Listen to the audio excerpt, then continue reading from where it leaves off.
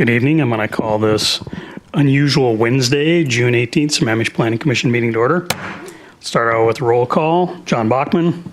Here. Sudha Sankara. Here. Mike Bresco. Here. Hisham Elkawad. Here. Syed Safavian. Here. I am Mark Boffman, and I'm here, and we have not heard from Ajay.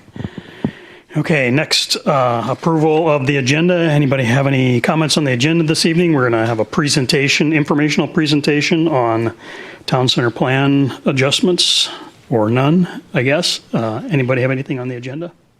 Okay, agenda is approved. Approval of the minutes from our June 5th meeting. Anybody have any comments or corrections from the minutes of the June 5th meeting? Nope, so we'll call the June 5th meeting minutes approved. Next, public comment. So does anyone in the room, I guess it's only you, Paul, want to make public comment? Go ahead, Paul. This is a supplement to what I said to him. So it goes with that. It's not going to be.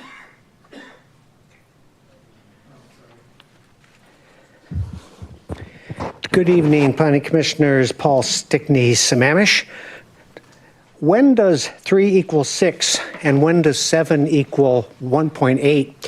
In real estate, in our Northwest multiple listing contracts, because they don't count holidays and weekends, if you do a time period of 3 and you happen to encounter a weekend and a holiday, it doesn't expire until the 6th day. And that's a strategy.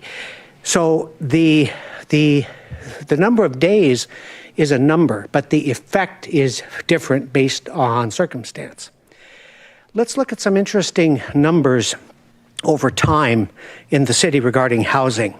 Before 1980, there were about 3,000 houses here. From 1980 to 1999, the county built 650 homes a year. Keep that in mind.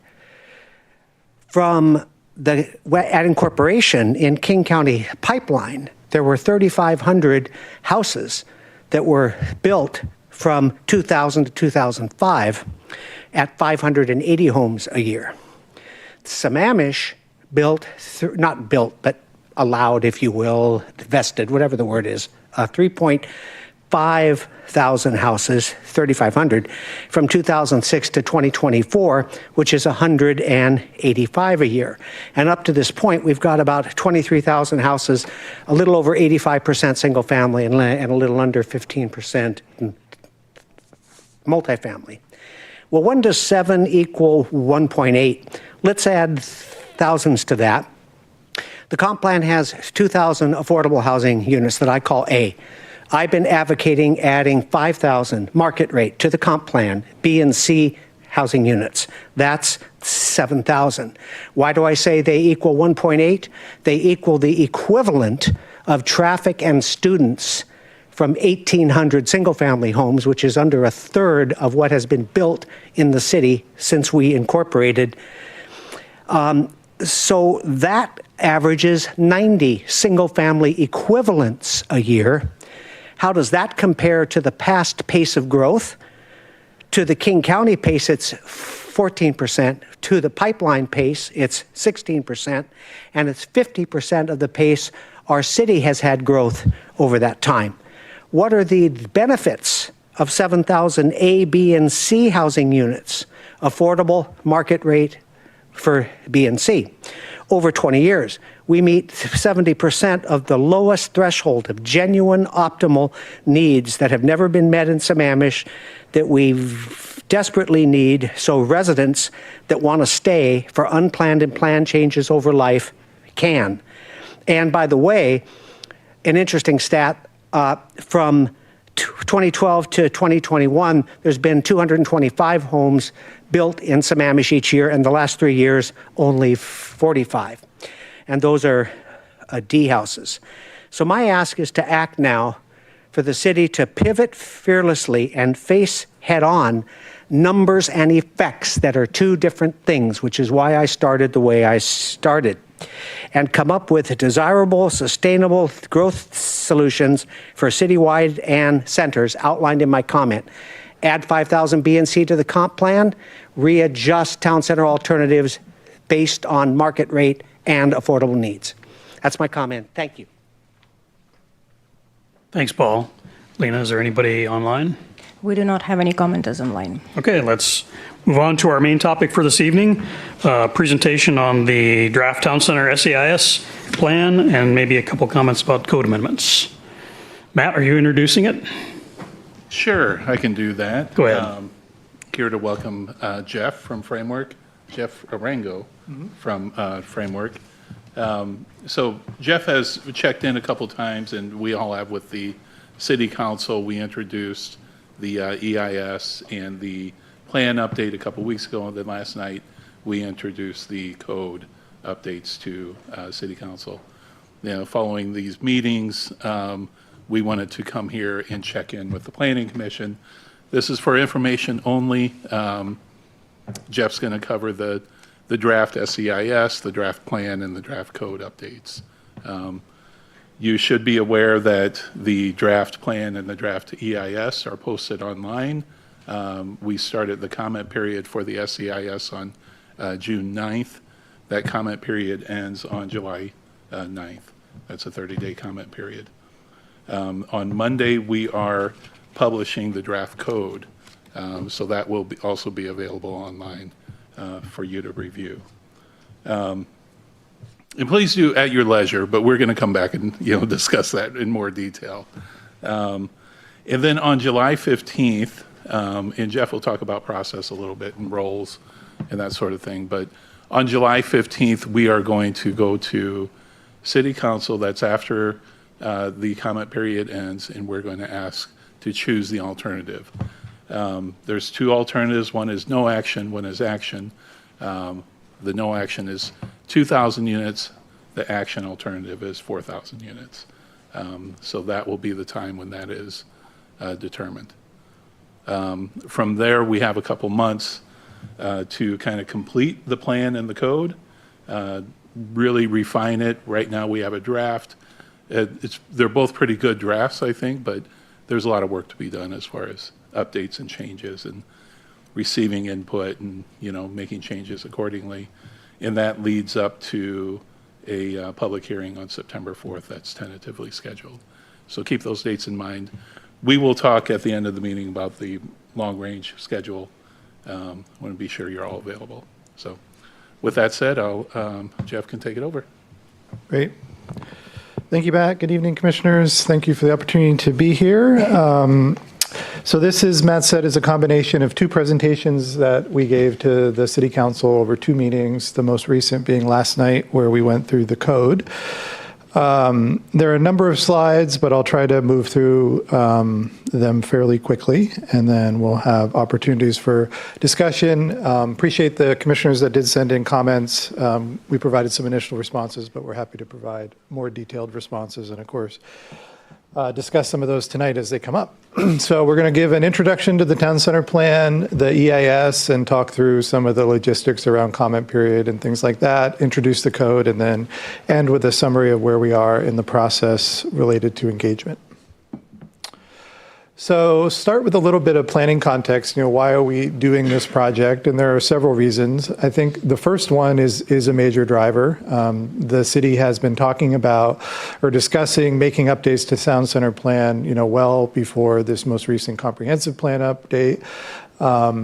And I think a lot of that is driven by the fact that the Town Center Plan, and in particular the code, in some ways are not delivering the desired outcomes. So things like the build out of the street network, the town square, the green spine, housing, commercial amenities. A lot of those have not moved forward because of some of the challenges. Of course, there are assets that have been developed, like the Commons, and the Civic Campus here is fantastic, but in other ways there has been limitations. And then, of course, all the local, regional, and state priorities have evolved since then and faced many of those during the comprehensive plan update. It's gotten very technical. There's more requirements, and there's more accountability and reporting that we'll have to deal with going forward. So, the notion that we complete the comp plan, we're all in compliance, we're good, is not entirely true.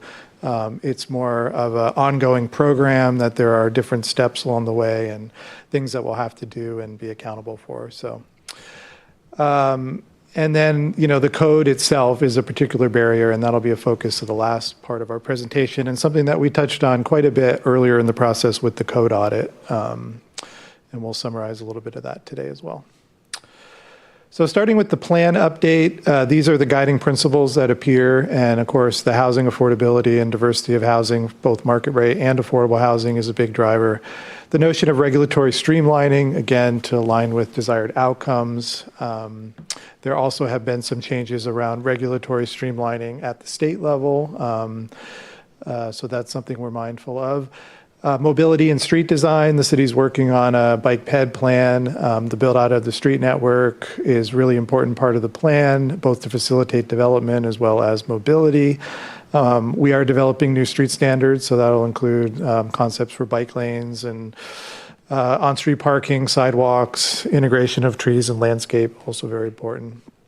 Community identity and public spaces. The concept of the town square is a prominent part of the plan update, as well as other potential smaller public spaces. And then, of course, the theme of environmental stewardship kind of permeates all of the planning efforts in Sammamish, and we have some specific stuff we're looking to do in the code that I think will help to advance that, which we're excited about.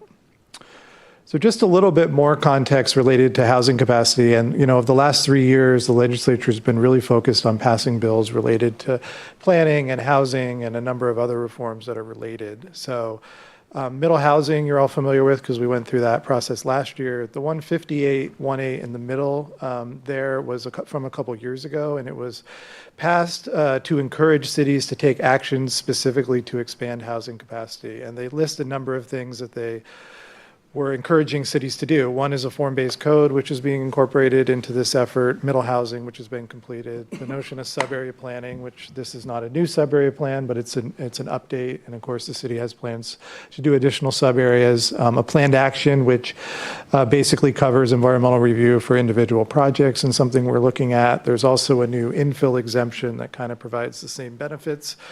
So again, the legislature has really put an emphasis on this and has exempted all these actions from SEPA appeals with the exception of a sub-area plan. Parking reform bill, which was just recently passed, and the timing was good for us to be able to incorporate that. We have a slide on that, but even though that's focused on parking and it's not just housing, it certainly is related, as particularly structured parking is a huge driver of housing costs and feasibility. The housing element compliance is something related to review, and I don't believe it's approval, but basically Commerce has more control or oversight over housing elements should any issue arise. And I think the city's got a very strong comp plan, don't anticipate any issues, but that's an ongoing thing as well. And then the last one is what I mentioned previously, some SEPA exemptions related to housing that cities can opt into. So this is the key changes in the plan, and we're going to kind of go through the highlights here. We have later in the presentation a map that shows the existing and the proposed land use, and Chair Bachman, I think you had a question on that I'll address when I get to it. So we have basically attempted to simplify the zoning districts. Right now there are, I think, 4, and there are a number of subzones. The original plan included or envisioned multiple nodes of kind of mixed use development, and there were 2 that were on the east side of 228th. And those, I think, have proven to be challenging feasibility-wise. They don't have a lot of visibility in some cases from 228th. And was basically a limiting factor. So there seems to be a desire, and I think I've heard this from the council and others, to have more opportunities for commercial development and amenities in town center. And so that green zone, which is basically a reincarnation of the B zone as it is today, with the same basically level of development intensity that would be allowed, but it also allows for middle housing, it allows for mixed use, but it's very flexible. So that's kind of the majority. The blue is basically the existing A zone, and that's kind of the core, again, maintaining the same development standards. And then the light blue is the middle housing.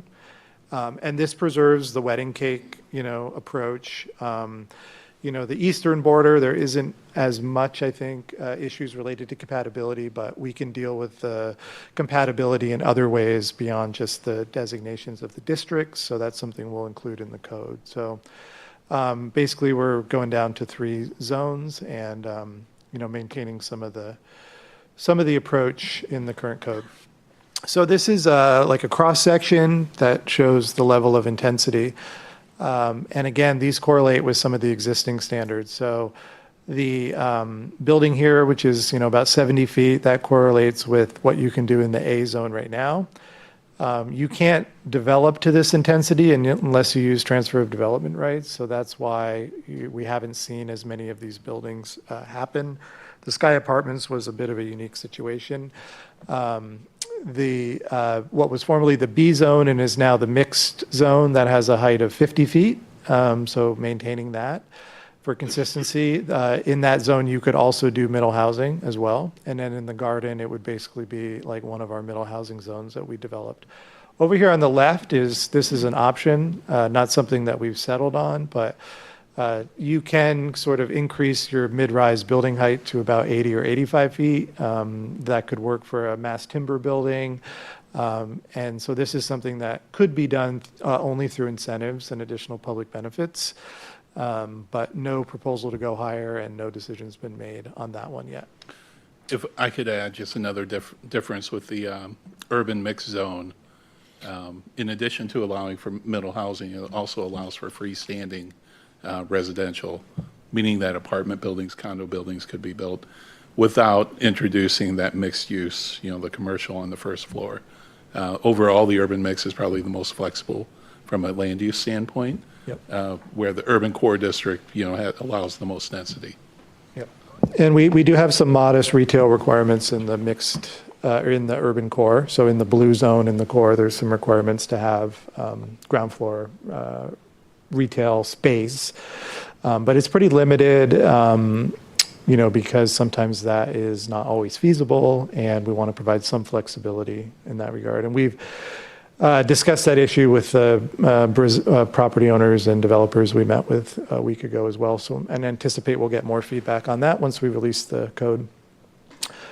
So we are going to be developing a hybrid form-based code. I think we've presented some background information on this previously, but a form-based code really emphasizes the relationship between streets and building frontages. It focuses less on use. If you can put a use in the buildings that are allowed and it doesn't create any adverse kind of impacts, noise, odor, things like that, it would generally be allowed. We will likely include a list of prohibited uses as well. And we have standards for street types that pair with the types of frontages that are allowed on those streets. So it's very flexible, but easy to administer and interpret for the city and hopefully for the applicants as well. This map on the right shows the street designations. And again, these are used to regulate land use in some way, and then in different ways, I should say. And then on the left is an example of one of the streetscape diagrams. Those have dimensions in the code version of them, and those will be sort of the starting point for the design of new streets, many of which will be built by private development. And so we're just showing kind of the street configurations that are sort of more known at this point. There will obviously be others that built out as development occurs. We have also added a new requirement that all developable parcels have to front on a public street. So it's sort of a way to phase development and get at some of the issues for how the city had previously set up the review process. The town square is another key component of the town center plan. These are a couple of examples. I don't know if they exactly hit the mark, but one is a fairly local example, the hangar up in Kenmore. It includes a retail building, which is not something we're necessarily envisioning. It has a coffee shop and community space, quite nice.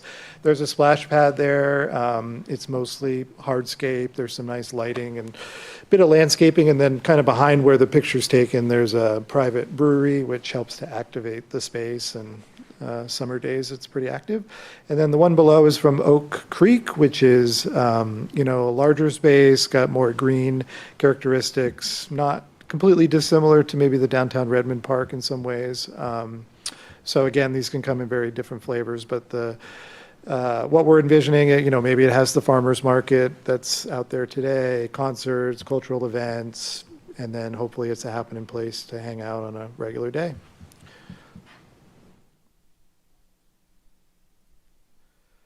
We have updated the capital project list. One of the questions I think, Mike, you may have asked was whether there is different streets or infrastructure associated with the different alternatives. The answer to that is generally no. However, if there was an alternative that was chosen that was, say, either the no action or something, between the no action and the action, we could look at, some of the more difficult and expensive capital projects. We have done some network scenarios in the modeling to say, hey, if we didn't include this connector road, what is the, impact on traffics and things like that. So that was the purpose of that. But generally, the improvements are as in the original plan, and also still quite ambitious. And some of the connector roads require a big effort and a lot of resources. Okay, so those are the highlights of the plan. A couple other notes. David Pyle, I think, has noted this in the city council meeting, but when the city originally developed the town center plan, it didn't have maybe as fleshed out of a comp plan, and so it has a lot of content and text and policies that maybe are a bit duplicative. This effort to get the draft plan out was really to have something that was associated with the SEIS, and as Matt had said, there may be some additional things that we can do to trim it down, make it more concise, more visually appealing. It doesn't, for example, even have some of the graphic qualities of the comp plan or other plans that we tend to do. So I think there's opportunities to do that and streamline it a bit. Okay, so now we're going to go into the EIS. This is a supplemental EIS to the original completed around 2007, 2008. And an EIS is really a tool for decision-making and a conduit for public input. It doesn't necessarily give you the answer. I mean, I suppose if you were doing something really egregious and it had a catastrophic environmental impact or something, it could trend to that. But it's really, again, a decision-making tool. It looks at impacts. It's meant to be objective. It's meant to be focused on the analysis of environmental topics that have the potential to create significant impacts. So for this update, and because the original EIS addressed a lot of the elements of the environment that won't be impacted in different ways as a result of this project, we focused on land use, housing, and transportation. We've included as appendices all of the prior work that we completed, including the code audit and the current conditions report. The scope we developed is consistent with guidance from the Department of Ecology's SEPA handbook. Selection of a preferred alternative is actually not required. I suspect we will do that. It was done in the original EIS and plan, but it's just simply not required. It's really a companion to the underlying action, which is the update to the plan and the update to the code. Probably need to, at this point, so the EIS is issued, it's not adopted. Right. Yeah. So Yes. there's no point where we're asking the planning commission or city council to approve it. It just, it's background information that supports the plan and helps inform, the planning commission and city council as they're reviewing it. So that's, a point I want to be clear.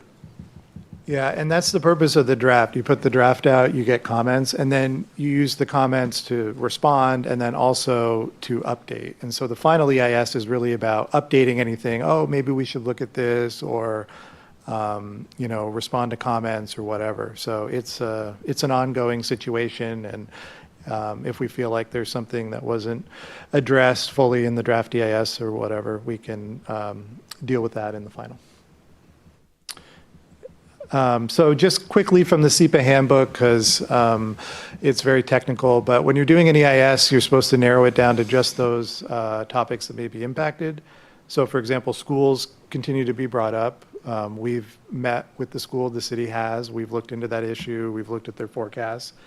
So it was not directly included as a topic because it was not likely to create a significant impact. It's not because we ignored it. I want to be clear about that. So it's a process called screening or scoping where you start to look at that. It's not meant to be a huge unwieldy document. Again, these are direct quotes from the Department of Ecology. Typical EIS is 30 to 50 pages, which we've exceeded by quite a bit. Should not exceed 75 pages, which we also did.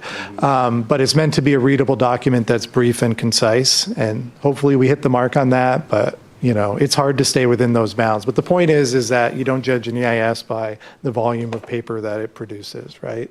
And if you have comments on it, we're here to accept those, and we'll consider those and incorporate into the final EIS as appropriate.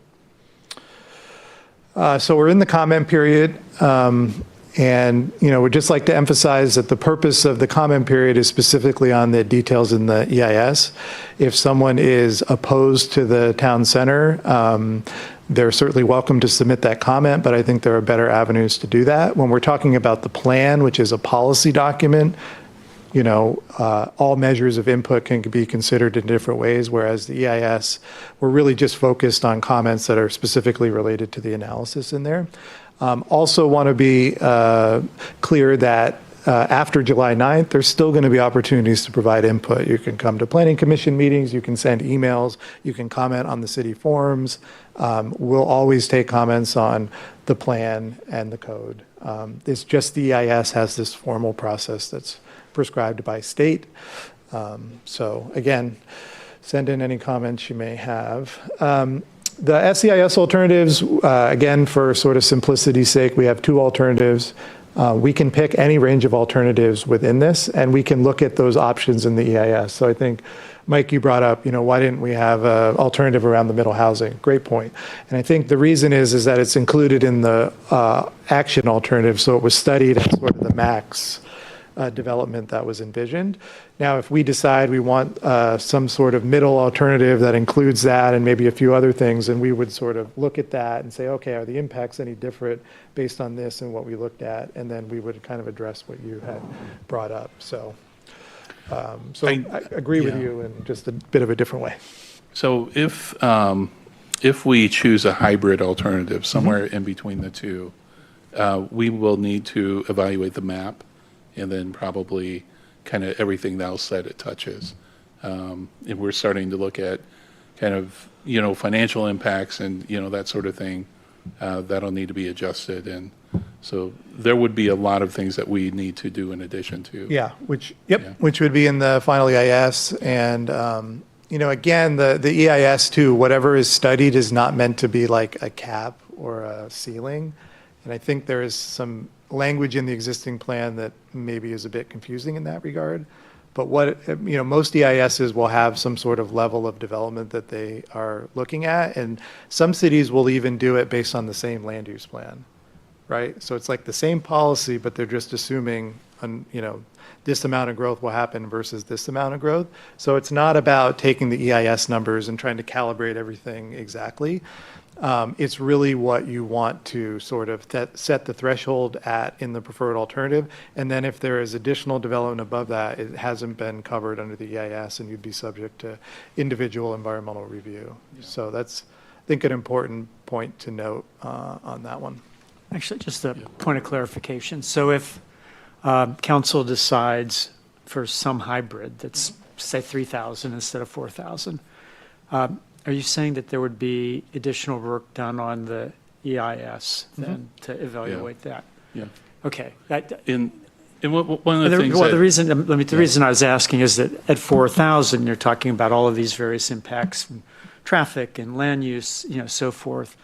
And so fewer than that, in a way, feels like, we've got it covered because we've already looked at 4,000. Right. So why would there need to be an update to the EIS if the hybrid is selected? So I think the allocations in particular identified in the alternative tables would need to be evaluated. The map would need to be evaluated, make sure that we're programming urban core versus urban mix appropriately. And then one of the things that we've been very careful about is an eye towards feasibility. And kind of how does this impact, the ability to actually develop this property? And that's one of the challenges that we've been trying to meet, with affordable housing requirements and that sort of thing. How do we get projects moving forward? And we feel comfortable. There's at the 4,000 alternative, that some things can start to be feasible. At 3,000, maybe less so. And our biggest concern is, and I mentioned this to the city council last night, is that the entire town center could be built with townhomes, other than kind of the urban core, which, we wouldn't allow for middle housing, but the rest of it would be all townhomes. And we're not really introducing the kind of market rate affordability that we've discussed. And the issue being that these townhomes are going for $1.5 to $2.5 million. So that really isn't helping kind of our housing stock or affordability. I know you want to move along, but just since you're talking about the alternatives, when you went through the requirements around the EIS, it said it's okay or appropriate or feasible to not make any decision. What would the impact if council doesn't make a decision? Well, I still think you still have to make a decision on the plan. You wouldn't just necessarily have to do it in the EIS. Well, that's part so of you it. you still end up kind of doing it, but you wouldn't have to do it through a formal process, which would give them a little flexibility. I don't think there's a big advantage of not doing it, but sometimes people do EISs before, like way earlier in the process. Like you could do an EIS for something that you didn't really know all the information about, and so you wouldn't be able to select one. In this case, I think it's pretty focused, so I would expect that they will. I just wanted to point that out. And your statement about, well, aren't the impacts less? That is generally true, and some of it is just documentation. I would say the one caveat is, one of the things we're looking at is sort of the underproduction of housing, and so with less units, we would want to at least look at that a little bit, and I have some slides to talk about that. Matt, I have a question. Yep. You said it's feasible to have 4,000 units, but it might not be feasible with 3,000 units? Development may be feasible, at a higher rate, essentially. The more yield on a project, the Oh, with the ability for a developer okay. to. Thank And you. so right now, they're choosing not to build because in their pro formas and financials, it doesn't work out. Jeff, before going further, can you get in something that really I'm not sure. The no action alternative was developed back in 2000, almost 20 years ago. Yeah, like 2007. Right. And now we're in 2025. The 2000 was starting the clock start clicking from 2000. We have a slide on this. You know where I'm going at? Yeah. Because if it's 20 years, we already reached that. Versus the alternative one, which is 4,000, is going to start, the clock starts today or this year, right? No, all the units that are. The horizon year is 2044, right? Not for this per se, no. What is the horizon year for no auction? We don't really have a horizon, it's sort of indefinite. But we have already built since 2007, how many units? 326. So it's actually, you have to subtract 320 units Yeah. from whatever it was. Yeah, absolutely. Yeah, we're not even anywhere close to the 2,000 And yet. there's no time horizon for any of these two alternatives. Well, because of the code, not like, if we left the no action in place, I don't think we'd ever hit the 2,000. I don't even think we'd come close. It's not I'm not sure if this is what you're referencing, but it's not related to the growth target in the 2044 plan. Let me tell you why I'm asking these questions. Because when you go digging into some analysis, and for instance, on transportation, everything is making reference to the target year of 2044. So they have the target year as far as transportation. Yeah, for infrastructure. transportation, that's right. But now I'm hearing, no, there is no target date. Yeah, yeah, you're right. They're studying this on the comp plan model. So for that piece, yeah, they probably use the same horizon as the comp plan. Assume that the 4,000 units were developed. So there is a target year of 2044. I think just for the modeling, but this is somewhat different than the comp plan growth that we're accountable for. Like, we don't have to have this level of growth in any time period. It's not. We have a small number of units that are allocated to town center that was an assumption in the comp plan, but that's not the 2,000 units, and it's a subset of the 2,100 units in the comp plan. But that poses a major issue, because if the transportation analysis projects certain requirement based on 20 years from now, but let's say that 4,000 units is going to be, they're going to be done in 2 years, then there's going to be a huge deficiency in the transportation system, because in 2 years you don't have that infrastructure to support the 4,000. Well, we still have, I mean, through our permitting and Yeah. entitlement stages, we still have traffic analysis, there's impact assessment, and then, we require concurrency before we issue any permits whatsoever. Thank you. And so it took 20 years, 17 years to get to 346 units. I mean, the likelihood of 4,000 units in 2 years is, And we did, don't quote me on this, but we looked at the current, I might have it here, let me see. Yeah, here we go. Well, this is one of them, I'll show you in a minute. This is, you all are familiar with this. This is just showing the price escalation increase. The one on the right shows the number of times the median income you would need to be able to afford a home. So you can see the escalation there during COVID. We're now at 13.3 times the median income.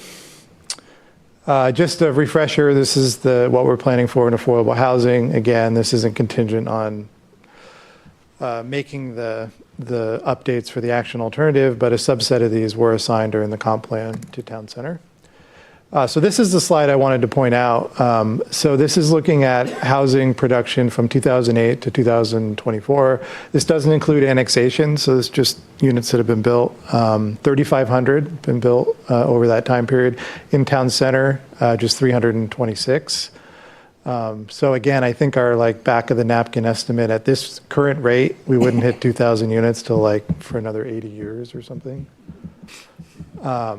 So again, thinking about impacts in the EIS, this is something we're talking about relative to housing, right? There's a correlation between this and this, right? Yeah. Because these are all expensive housing types, the 3,500, and probably majority of the 326 too. But this is, much slower, I think, than was anticipated for town center. and there's something to be said about the town center being kind of the focus of growth for the city. But here, as we're seeing, if it's under 10%, it's not the focus of growth. And I don't know what that means as far as comparison to the rest of the city, but it should be capturing, much more than 10%, hopefully 50% of, the total development, residential development within the city. And that's kind of, one of those discussions that I've had with a few people, that if that were the case, if we make town center more desirable to build, and then that takes up kind of the absorption overall for a lot of parts of the city, then that relieves the rest of the city of development pressures.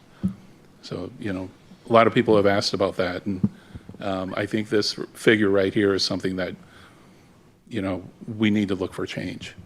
So just a quick comment here. I cheated a bit last night and watched your code presentation. You had that one slide last night that showed the existing zoning with the 4 different commercial centers and then the new zoning. And I think maybe that's some of the confusion here, is the existing zoning is creating significant barriers to development. So I know I'm getting the cart way out there in front of the horse code-wise, but I think contextually that answers some of the questions here. Yeah, and it was all well-intentioned. I mean, it was a very different time in 2008, lots of stuff. And it was also sort of unfortunate timing to be completing the planning as the Great Recession was happening. So, there are external factors here, but I can't overestimate the code being one of the big barriers. So I just want to make a quick comment. I think it's important to say this. Your comment, Matt, that if we focus on town center, it relieves the pressure on the rest of the city. I think we need to be very careful saying that. Yeah, I understand. Because that's the intent. But if we don't take the right actions, that will actually not happen. Because that housing value graph that you showed will cause, maybe we can get town center to go, and that would be a positive thing. But with the price of housing as it is today in Sammamish, anything that can be built probably will be built in neighborhoods or wherever. I think we're starting to, because we've futzed around for a long time, I think we're starting to lose the opportunity to do what the original intent was, which was to focus on town center to protect the neighborhoods. But the prices have changed so dramatically in these 15 years, we may have lost the ability to do that. And I only say that because Yeah. I don't want people in the community to start to hear the message that when town center starts to get built, then we won't see any more construction anywhere else in Sammamish, because that's not true. And people will, of course, be up in arms when Right. that doesn't happen exactly as it's described. So we should just be So- careful how we describe it to people. Let me add a couple of caveats. One is that is entirely based upon, the rate of development over the past 20 years. And so that's one. And then two is just, the comment is more about the need for change, that the town center should be the focal point of growth. And at 9.3%, it isn't. And so how do we make it the focal point? Thank you. Okay. This is a slide that shows the comparison of delay between the action and no action. DKS has been performing this analysis for the project, and if you have any specific technical questions or want to follow up, we're happy to transmit those. And we only have one, I think, failing intersection, and that is outside of town center. And it fails under the no action, and it's, I believe, a 2 or 4-way stop. It's a two-way, Two-way yeah. stop, It's yeah. 8th and 212th? Yeah. Yeah. It's a two-way, basically coming off of 8th, there's a stop sign, and 212th is north-south. And it would fail the left-hand turn from 8th, eastbound 8th Street, heading south on 212.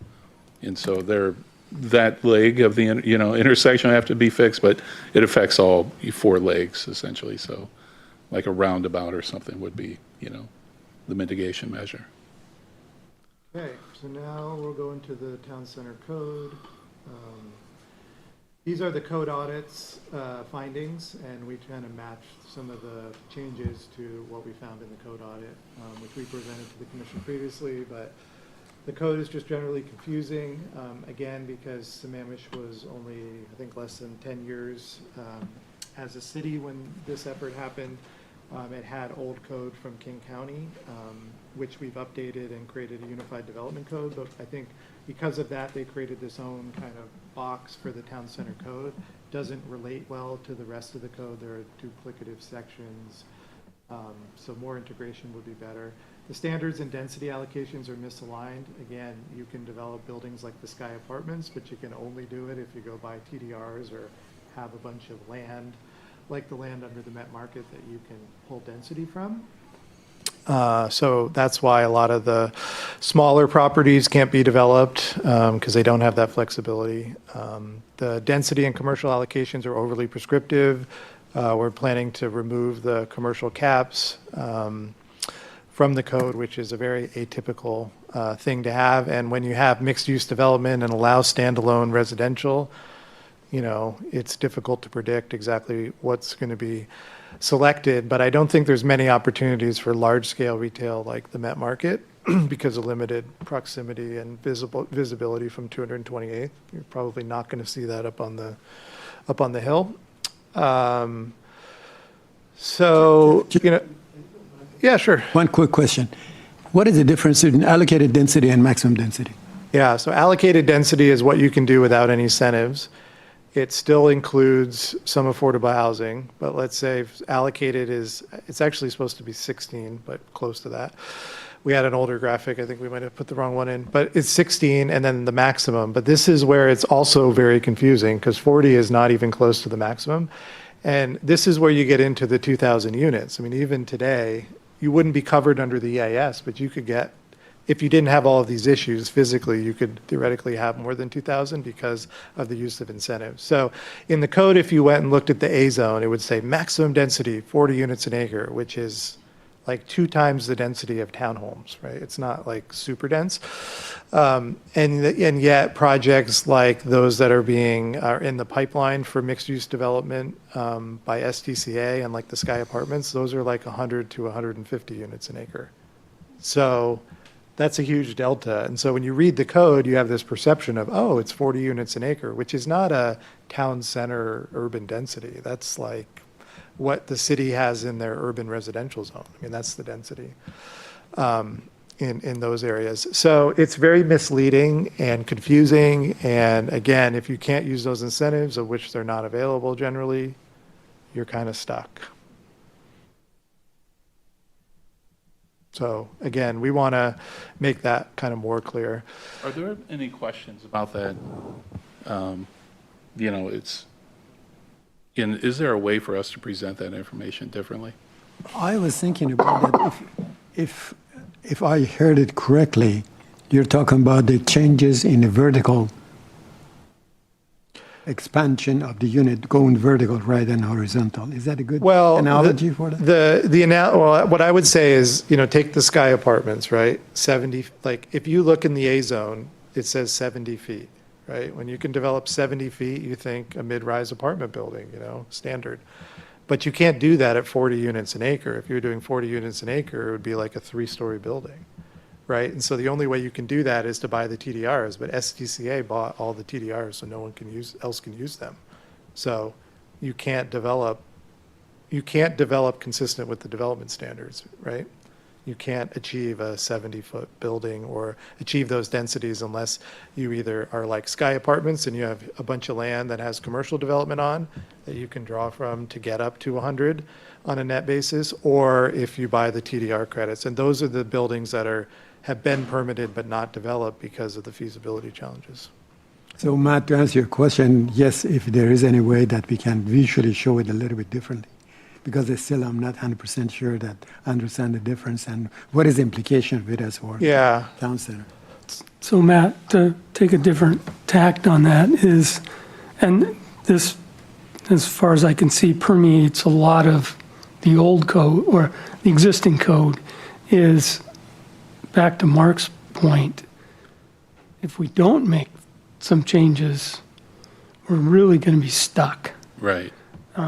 And I don't know, as soon as you get into the weeds, you know, 40 units per acre, you start to lose sight of all of the other pieces that make that complicated. Yeah. UDEPC process, the environmental stuff. So maybe start at a higher level that if we stay here, you get this. If we go to an alternative, we can address the environmental, the traffic, the PED plan, the frontages, instead of going straight into the weeds. Right. Yeah. Yeah. Yeah, and the issue, and the issue isn't, oh, we're coming up against 2,000 units, we need more. No, That isn't the issue at all. The issue is that when people go to develop, they do it at a site level. So the 2,000 units doesn't mean anything. It's a pro forma on your site. And that's why you don't generally have like area-wide caps on things, because then you're kind of spreading it out among a number of properties and it might not work on an individual level, you know? Well, yeah, that's an interesting approach, and we've talked about it. It's very unusual to have a development cap within, you know, your plan.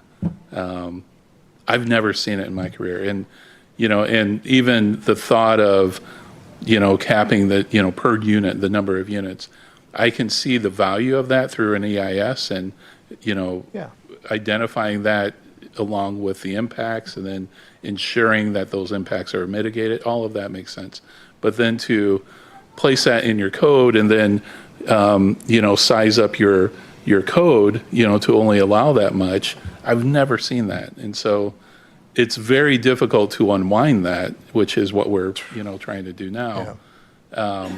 But overall, it's a very unusual thing. But, you know, part of what we've done and kind of through this arrangement is it's become a first come, first served system. It's very inequitable. So if you have one developer buying up everything and then taking that, you know, that cap, you know, space, then all the other properties have nowhere to go. And so they're not, you know, able to do anything with it, you know. I mean, the TCE zone, which is that's essentially a single-family zone, which doesn't meet the state requirements right now. But there's no way for them to get any additional density whatsoever unless we make changes. So which one of these two, if you look at the existing code, which one of these two are applicable? Which one do you have now? Do we have the 18 or do the we have one on the 40? left is The one on the left is existing. So that's 2 blocks. So this small one is representing what a building at 18 units an acre is, right? So if you took that half block, That's the allocated density. yeah, and then if you did 40 units an acre and you had owned half a block, that's all you could fit on there. This is what existing code Yeah. is. Now, That's why no one will develop anything unless they can Yeah. use the so do you have TDRs. another one that shows what you're proposing? Yes, that's the transect kind of thing. But the reality is it's basically similar to the Sky Apartments, right? Yeah. It's not that you can't do it, it's just only a few people can do it if they buy TDRs. Exactly. So we're not changing the scale of development. So can I just ask and see if I understand what you said correctly? Which kind of goes to how you describe this. There's a lot of pictures out there, and you can have the argument about whether pictures are a good idea in this case because they sort of lead people to believe something. But a lot of those images, renderings, or cartoon sketches, whatever they are, show pretty dense development, and even the form-based code kind of sort of leads you to think about that. Is what you're saying that none of that can actually really happen based on the current code? I mean, I think a way to describe it to people would be to pick up a couple of those images and say, everybody has in their mind that this is what town center is going to be. With the current code, can't do any of this. Yeah. Or you might get one, but you won't get any of these other ones. I think that's, Yeah. because in people's minds, I don't know that they necessarily connect the dots between Yeah. this is what we have as an intent, conceptual intent. Yeah. And the code actually doesn't allow any of this to happen, or almost none of this to happen. Right. That might be a way to communicate to people that Yeah. part of the reason we're doing this is because this was the intent kind of all along, but we wrote code that didn't allow it. Yep. Yeah, that's a great way to summarize it, and we'll give some thought about how to Snip do that. that thought from this video and post it online. Yeah. I'm going to build on that. Please ever change so the words so slightly. I sound smarter. Yeah. A little editing. Smooth out the skin a little too. In terms of that communication, just building on that, because I think that's really important in terms of how this is shared and communicated to the community. And one of the things that you mentioned, Matt, was that density is really not different than anywhere else around Sammamish, which is not very dense. And you don't think about that when you're thinking about town center. So, you know, the no decision will at most give us something that looks like the rest of Sammamish, if I'm hearing that right. Yeah, townhomes are what you would And, see. and that's not, I think, what most people are thinking about. Yeah. So just maybe another ways of kind of presenting this to the broader community when there's, the Yeah. meet and greets and all of those kinds of things, so. Yeah, it's been one of the hardest parts about this project is you have to explain like what the code says and what reality is, right? Because if you read the code, you're like, oh, you can develop 70 feet, it says. You can have 100% coverage, but the reality is you just, in most cases. Jeff, you're dealing with the other cities and you work with them. How unique is Sammamish is as far as this problem that we How have? how long do you got? So this is very common? None of this is common. No, none of this is So common. we are unique. Yeah, very unique. So Jeff, I have a question. Yeah, sure, go ahead, please. The parcel we're looking at, Yeah. it's 400 by 400. That's a little bit less than 4 acres, right? So if I split take it your word for it. into quarters, Yeah. so the building on the left, that's give or take, it's in a quarter, and it's now tucked in a corner. Yeah. If we go to the real life and we want to build a residential building like this, how much of a parking space do we need? How much of an open space do we need? Yeah. How much of a playground do we need? And if I add all those, will it now look better or will it still look like wasted land? It would still look like wasted land because typically for a building like that, you would have some sort of structured parking. So it'd either be tucked in the first level, like behind some retail spaces, or below grade in order to achieve those densities. What I think was intended, where you could fill that space, would be if you had a commercial use, right? So that's, Sammamish Village is like the perfect example of a project that was able to go forward based on some luck and some nuance in the code. So the nuance is that it's not even in the A zone. There was a weird provision in the code that said if you're next to the A zone and you're in the B zone, you can develop commercial. So they were next to it. So they didn't even envision like A zone development on that side of 228th being along the street edge. But obviously for a business like Met Market, that's a primo location, right? So they developed that site with high value retail, and then the Sky Apartments can use because the commercial doesn't have like a density, right? So all of the land that's under the Met Market can go towards the density and they can put that building there. So I think that's what they envisioned, but the problem is that when you get into the core district, you don't have viability for those large-scale retail stores, and so if you can't do residential, it's not feasible. In the case of the 3 new buildings that have been permitted by STCA but have not moved forward, 2 are mixed-use buildings, kind of like the Sky Apartments, and 1 I think is mostly parking. So they have developed a separate building with above-grade parking and some ground floor retail. There have been some changes to the parking requirements by the legislature, so they'll have a little more flexibility on that. But yeah, good point. I think. Jeff, let me follow up with Hisham's question. Yeah. When you look at it visually, at least it looks like that you have much more, relatively speaking, much more open space to take advantage of under 18 dwelling units per acre. Is that correct? You look at it, you look at it. I mean, no one's going to put 70% of their site in open space. It's not going to happen. So what would happen? Nothing. Yeah.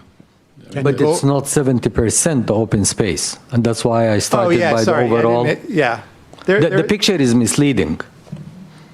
If I look at the overall block, and my mind will go to that, I'm only making use of the yellow block on the left, and the rest of the white is vacant or. Well, that's exactly why I asked that. That's why I'm saying the picture is misleading. Well, it's just a diagram. It's not meant to show how someone would actually develop something. It's just to show the scale of how much housing, how much land it would take to fit that housing in there. But it makes it feel like the current code, the 18 dwelling units per acre, will waste the entire white space. Since it's evaluated on an acreage basis, would it be better if that perimeter were 1 acre? Oh, definitely, it will look much better. Right. Or if you just run 2 lines to show it in a grid. But lines. it Yeah. needs Grid all that lines. land in order to develop those units. You could arrange it like townhouses. Again, it's not supposed to show a development. It's just supposed to show the scale of the allocated density, again, in the most intense zone in town center. But, I mean, that is definitely a driver of why, projects haven't moved forward. Honestly, the bigger question that has been going through my mind since we started this conversation this night, what's the goal? What are we trying to solve? I know we're talking about units, we're talking about numbers, 2,000 and 4,000. But what's the real goal that we're trying to solve? Is it we're just trying to add more units, or are we trying to add more units of a specific kind or kinds? And when it comes to kinds and kinds, I go back to what Paul always talks about, the different kinds of housing. Mm-hmm. And I just keep hearing units, units, units. I know the developers will go with what makes more money, and without setting it in a way that drives them to do what the city needs for the community, I think we're going to end up with something we don't like. We won't solve the problem we're trying to solve. We won't have affordable housing. We won't have houses that fits the different cycles of life. Right. We will end up with 4,000 units, but like Matt just said, with smaller, more expensive units. And I brought it up the last time that the townhouses they're building now, they are $1.5 million. Yeah. That's not what we are looking for. Right. And that's what the 18 units an acre, if they were actually showing a development, that's what it would be for townhouses. I think this is meant to show how you get to apartment buildings, like the Sky Apartments, which the council has expressed an interest in seeing more of. If we wanted to have more townhouses, I think that's the most feasible type of development right now, and we would see lots of that, but we, to your point, wouldn't get the diversity. So I think it is about the sort of apartment scale development that is most limited right now.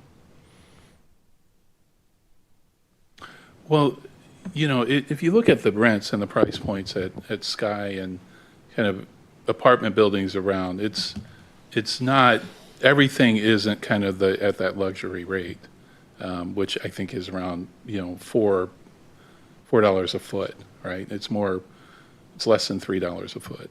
And so that does, if that were introduced, that would introduce, more diverse and affordable housing. It's affordable market rate housing.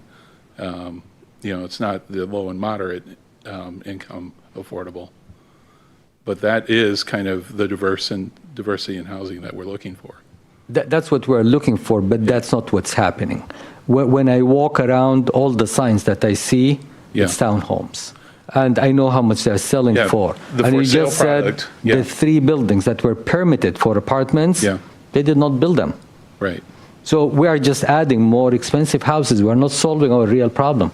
So going back to last night's presentation, I think you had a slide on the vision and goals that you went over with council. Yeah. And because this isn't just about housing, this is about the development and build out of the town center, how it connects with the rest of the city, the services that it provides. And the basic takeaway from last night's presentation was the existing underlying zoning and code will not allow the city to meet the vision set by council. And I agree, at some point, the code will need to be adjusted to allow what we want to do in a reasonable way.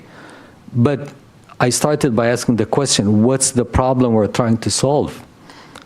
If it's just numbers, we don't need numbers. Yeah. We need specific type of houses to solve the problem we have. Yeah, so going back again to last night's presentation, the existing zoning and code is a barrier to doing any retail or housing.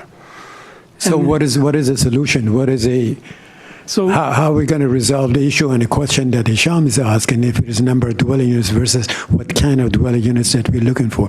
What is the solution, Jeff? What are you recommending as far as changing the code? The first thing is trying to make as many different housing types as feasible as possible and trying to be as prescriptive as we can where it makes sense, right? So the direction, input I think we've gotten from council is they want to see more development like this, which is authorized by the development standards but can't happen in the core zone with mixed use, and to support, active streets and things to do and the development of the town square, things like that. In the middle zone, we're allowing all these housing types. So you could do townhouses, you could do sixplexes, you could do small apartment buildings, you could do mixed use.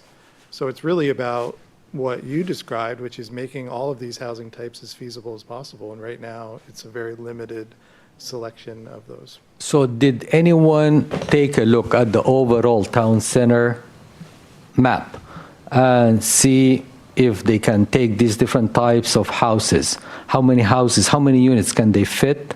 Mm-hmm. Yeah, we've done that. So is it 2 or 4 or 3 or 6 or how many? How many can we fit based on these different types of houses? Based on the high-level model that we use to develop this that has a lot of inputs, we can get to the 4,000. But there's so many nuances to that. One is we assume a market factor. We assume a certain amount of the land won't be available. But what if it is? We assume a certain amount for public improvements. And then we assume a certain density, right? And so like in the mix. Critical areas. The critical areas are taken out. But in the mix zone, someone could develop something like this, which might be 60 units an acre, or they could develop, a townhouse. So what gets developed and at what density is going to impact that, and we don't have a crystal ball. But yes, we have modeled that we could fit those numbers of units and, at these densities that we've assumed through the plan. Because there's a fact we have to accept. We will not be able to build houses that are enough for everyone who wants to live in Sammamish. We have to provide diverse types of houses so different types of the society can live in Sammamish. Yeah. Townhomes will not solve our problems. Yep. It's apartment buildings, to just get straight to the point. Apartment buildings or condos like what Paul keeps bringing up. That's what we need. But like I said, when I walk around, it's all townhomes. Yeah. So how are we going to get to where we want to? Yeah. That's exactly what we're looking to change. Yeah, I completely agree with you. And some of that is just the feasibility of the market right now, like the profit on townhomes and just the marketability of for sale individual units that you own your footprint is incredibly profitable right now, whereas apartments you can't develop. So about townhomes, and it's also about risk, so developers spend a lot of time assessing risk. And so even if there were a way to get to a multifamily building that were financially feasible, it might take 10 years for, to lease all the apartments and then kind of stabilize that building. With townhomes, they are able to build the infrastructure, plat the lots, and start selling lots and units while they're still developing. So you have a cash flow that is happening while they're building. Whereas you don't have that kind of with apartments because you're not going to rent anything out before it's built. But then even after you rent, it's going to take a long time to lease up. And so, But within the limit of the codes, what we cannot do. right. Are yeah. there some incentive and disincentive that we can put in a code to kind of encourage or discourage a developer of building certain kind of development, certain kind of dwelling units, more or less what Isham is talking about? Are there some that you can possibly look into it? Do you have some experience at the other cities that they use those incentive and disincentive? If I could just finish my thought, though. So townhomes are popular right now because they make money, but it's also the least risky investment that they can make, where they establish a cash flow very quickly. So that's part of the problem that we're trying to solve as well. So answer the question. But yeah, I mean, we could get as prescriptive as we want about what types of units are allowed. And that have been those that, let's talk about incentive. Have you seen the results of that in the other cities, that they gave those kind of incentive and that actually encouraged developer to? You mean to build certain types of units? Yes. I mean, it's a hard question to answer in some ways, but I think some of it comes down to the feasibility of their permit process and ability to get through it. There are some projects at scale that you can recommend a certain, or require in some cases, a certain unit mix. And you certainly, through your zoning, can allow or not allow any range of units or unit types. So there are different ways to do it. It just depends on how focused you want to get, because zoning tends to provide a broad set of development rights to the entire area. But Well, a small example of it, I'm sure that you probably don't agree with what I'm going to suggest, that is impact fees. If you reduce the impact fees substantially for the developers who build certain kind of development, that would be incentive to move. But the response to that, I'm looking from the other side and say, you hey, need the money the for incentive is not infrastructure. that much. I'm going to ignore because the saving is not that much. So is that something that possibly I mean, can be? I think some cities offer like impact fee waivers and stuff. I don't think the city's necessarily in a position to be doing that. So I don't think that's something we're considering, and we obviously need to invest in infrastructure. But I hear your point. Pretty sure the impact fees are being adjusted, and they're going to follow, the number of bedrooms as opposed Yeah. to just units. And that, I think, can, start to get you there as far as having more of a mix. So, one of the issues being, if you're looking for just the biggest, best unit, it's going to cost you more because you have a greater impact fee.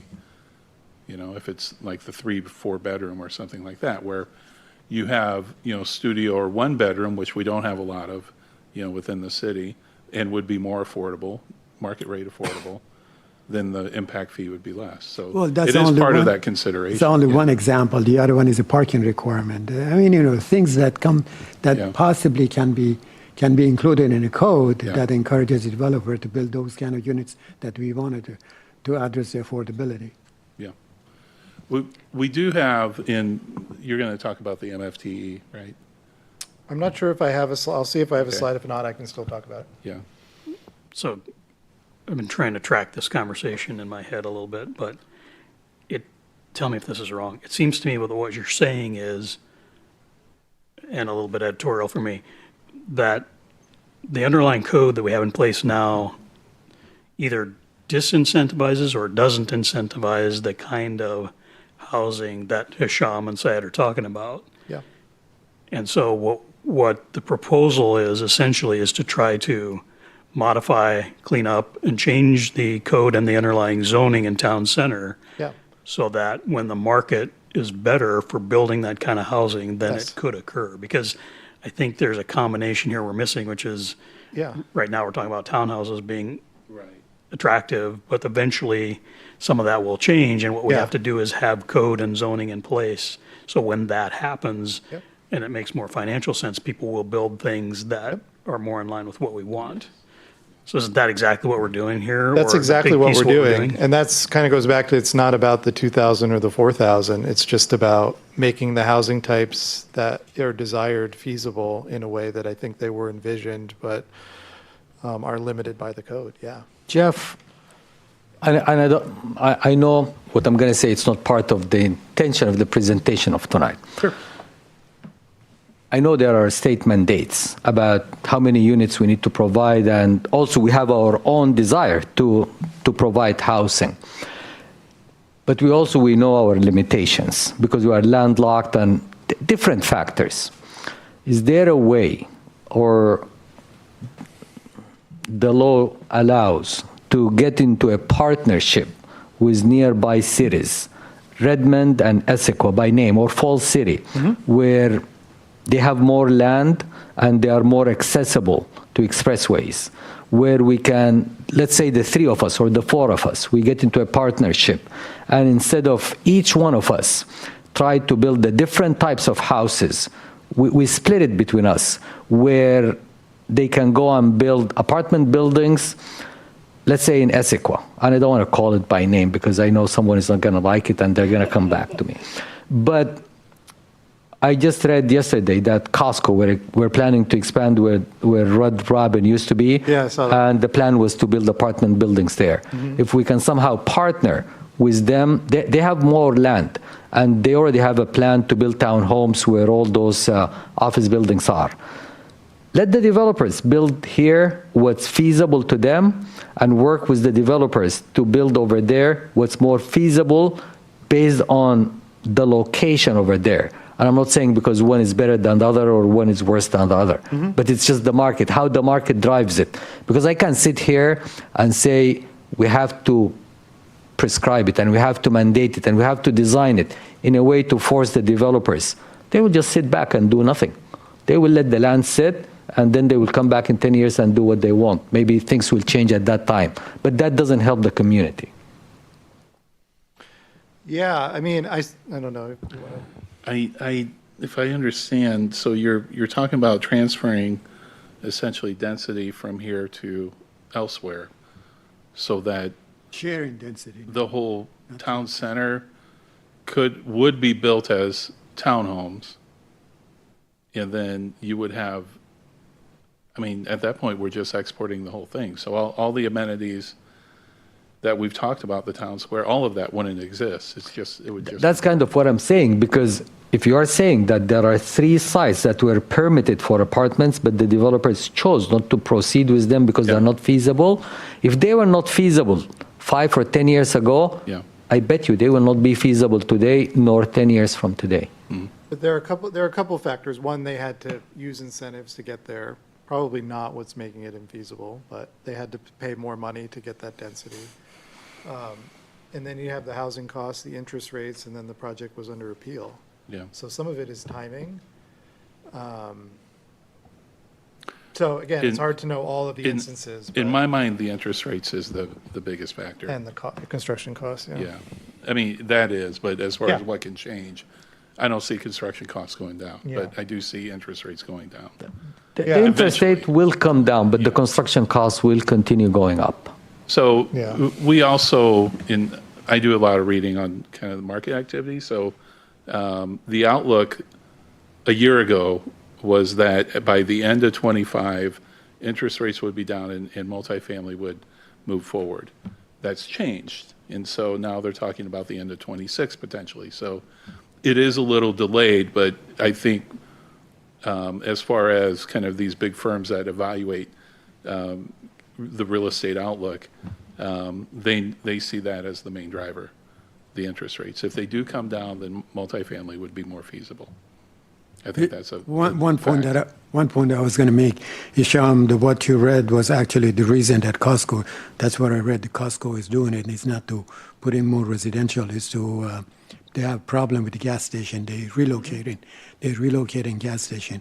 As far as sharing the density, to the best of my knowledge, Jeff, you can attest to that it's out of the urban growth boundary. Falls City is not within it, Yeah. which means that I don't think that King County would allow changes in the density in Falls City. It would be Yeah, an enormous and unusual undertaking. yeah. There are some nuances to that. Now, could some density or allocation be shifted? And I think there's been some talk about that. Sure. And could cities just partner on planning in general and address some of that? Sure. I mean, Has those it are all- happened? Those are all good ideas. Has it happened anywhere? Sharing density? Well, yes. I mean, it happens in the negotiation process when this is all settled, right? I mean, how many times did Sammamish's change? We went from 0 to 2,000 to whatever. So there is a negotiation process, and then I think From one even- city to the other. yeah, because it's yeah. So the Oh, que- you mean with the, okay. Yeah, like, that makes sense. The we're growth at a meeting capacity. with the county and, Yeah. hey, we can't accommodate this in your city B, and you're like, we want as much growth as we can take, and, No, I meant the zone density transferring. oh, no, not right that, From no. one city to Not, another. not through zoning, I've no, never not seen in that that, formal way, yeah. but the concept, sure, you could do that, and you might be able to do it related to affordable housing, but again, there's all sorts of other nuances of like, what's not in your city, and does it address some of our other planning goals, but, I mean, certainly the notion of cities co-planning and things like that all But make before sense. leaving the subject, I want to kind of get back to Hisham's comment. I think that he's right to saying that we're constantly saying dwelling units, dwelling units, dwelling units. I think that we have to be careful in saying what kind of dwelling units within 4,000. Yeah. So that would probably reduce the concern that a lot of people express, all inside 4,000 dwelling units. But if you say that, wait a minute, 4,000 X percentage of this kind and that kind, and what's the reason? Given the breakdown, I think that Well- the opposition would be less. That's in the SEIS, in that table, there's a breakdown of kind of the different types of units. And that plays into the assumptions on the traffic and, financial and other things that we're looking at. So, yeah, that has been identified. Okay, got a handful of slides left. This one compares the existing and the proposed zoning. So this is what I described earlier with the A zone having these two nodes. And A3 was developed at half as townhomes, so not as it was envisioned in the plan. The plan also, just to note, since we talked a lot about Sammamish Village and Met Market, like it didn't envision that development at all. It showed like wood frame apartment buildings there. So it's interesting to see how the development community and market responds to what was in the plan. So these nodes have been simplified and just switched to the B zone. So in a way, it's less intense. I mean, again, it's a hard thing to answer, but the existing A zones would theoretically allow 70-foot buildings, and then the proposed would allow 50. So it's not like a down zoning per se, but it's a drop in intensity. So again, I think this, and then the reserve zone was also a very unique thing. I've never encountered that, but you basically couldn't hardly develop anything there. That's the TCE You know that I what? mentioned, that is basically allows 1 unit per acre. So Jeff, I think this is one of the key visuals for this presentation in the sense that, in the broadest sense, the current zoning is a barrier to getting anything done, Yeah. whether it's retail or housing. And so the proposal is to create this wedding cake experience, denser center, less dense as you go out. And you've got Met Market kind of anchoring it there in the middle. And that if we don't move to this kind of land use pattern, nothing's going to happen. Right. Yeah. I mean, I wouldn't say nothing, but townhomes will happen and, Yeah. you know, We won't get the vision, we won't achieve the vision.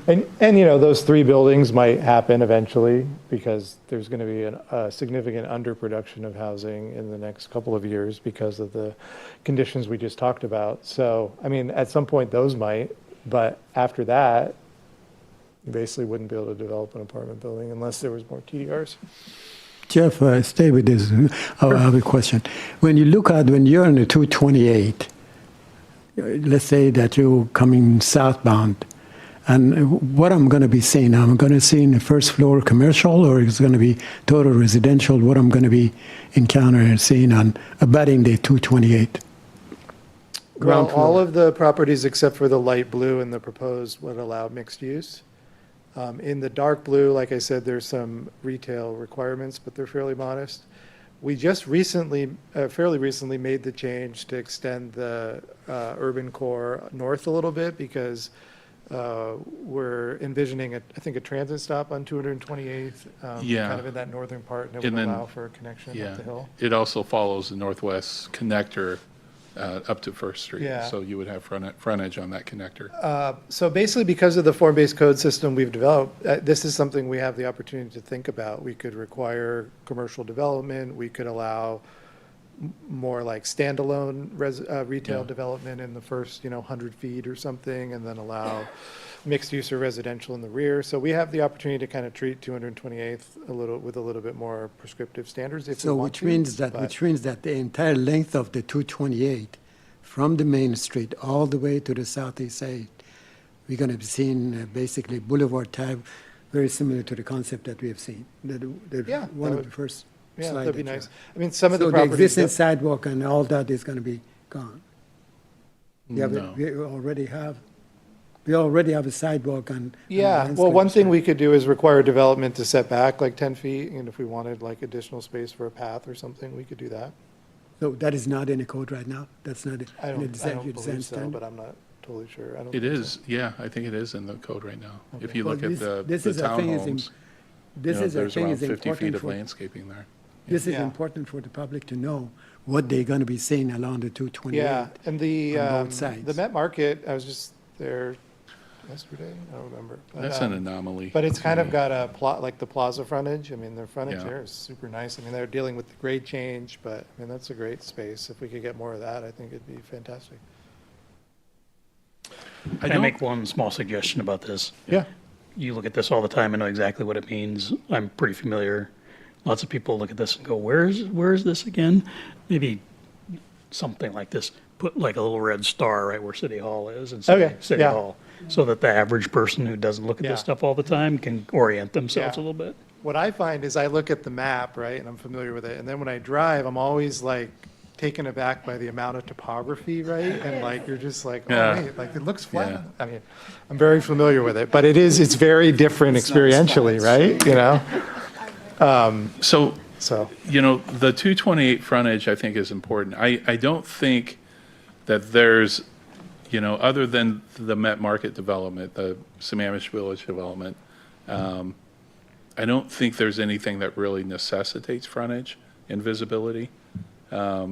So we could, essentially screen 228. I think the current plan talks about limiting the impact. I think No, we would I do that. I have to point out to you, Matt, that's not, I don't think, if I understood what you said.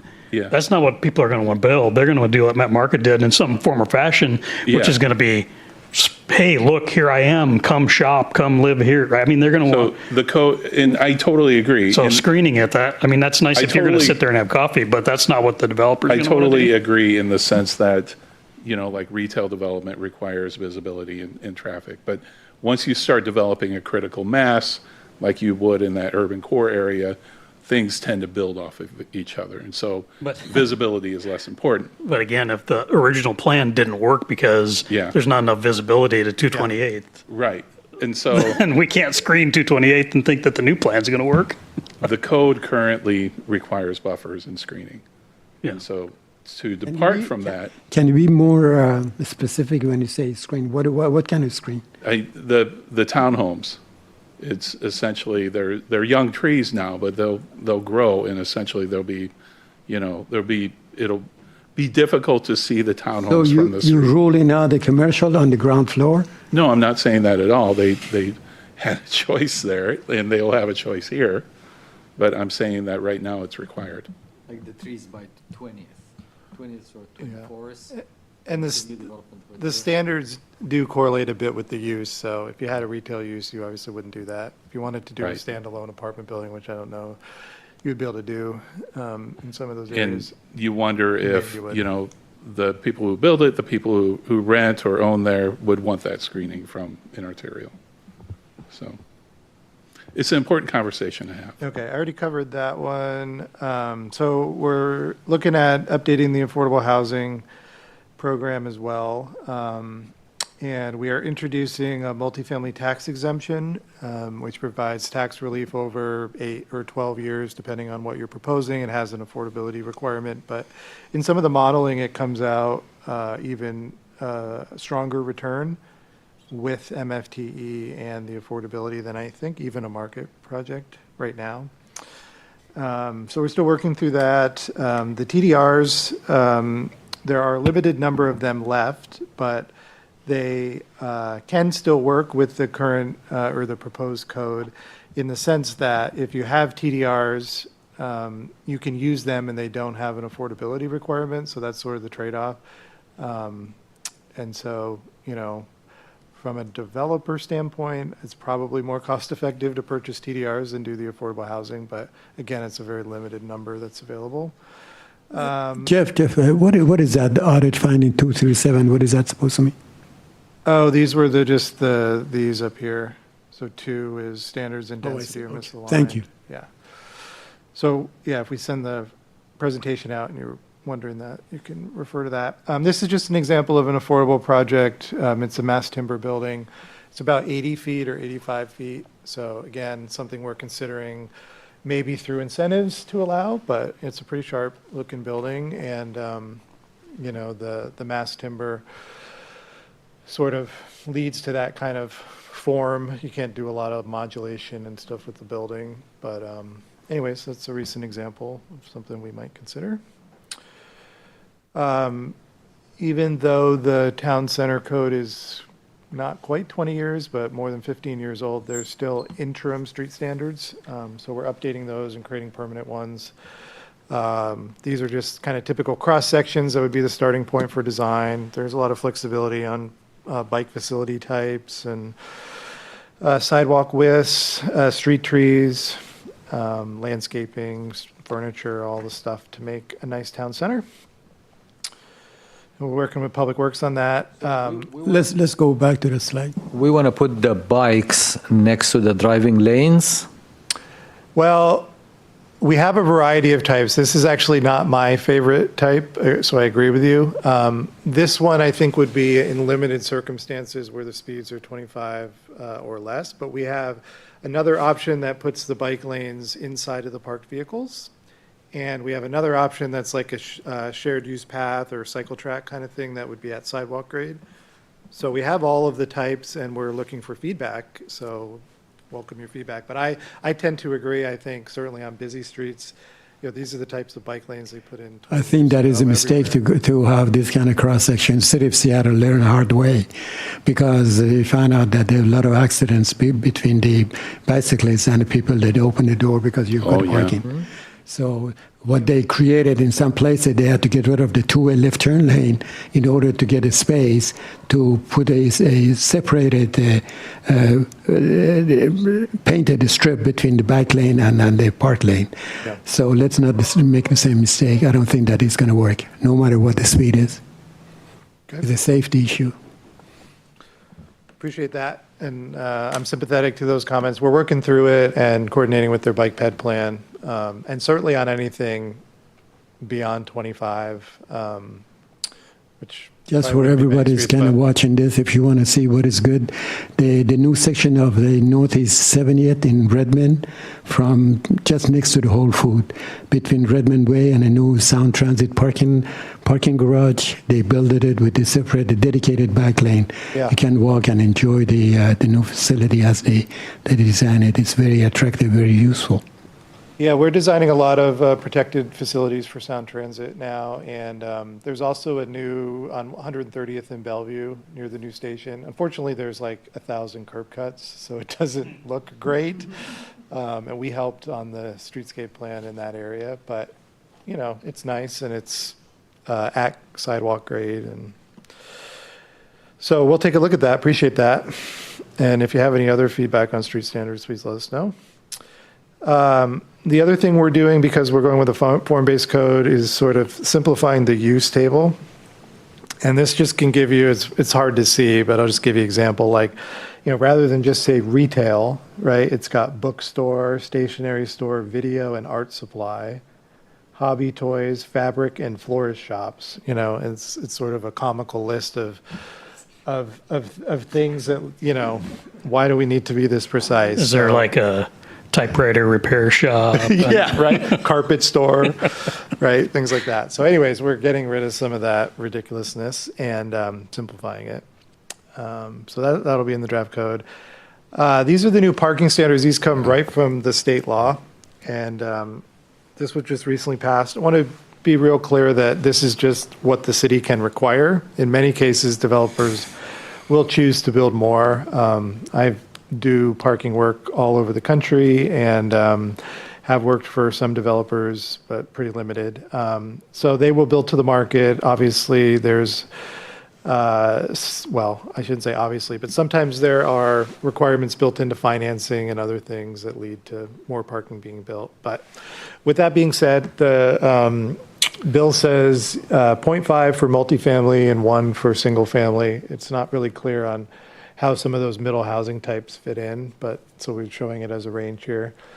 There are a number of other limitations. You can't require it for senior housing. You can't require it for affordable housing, which is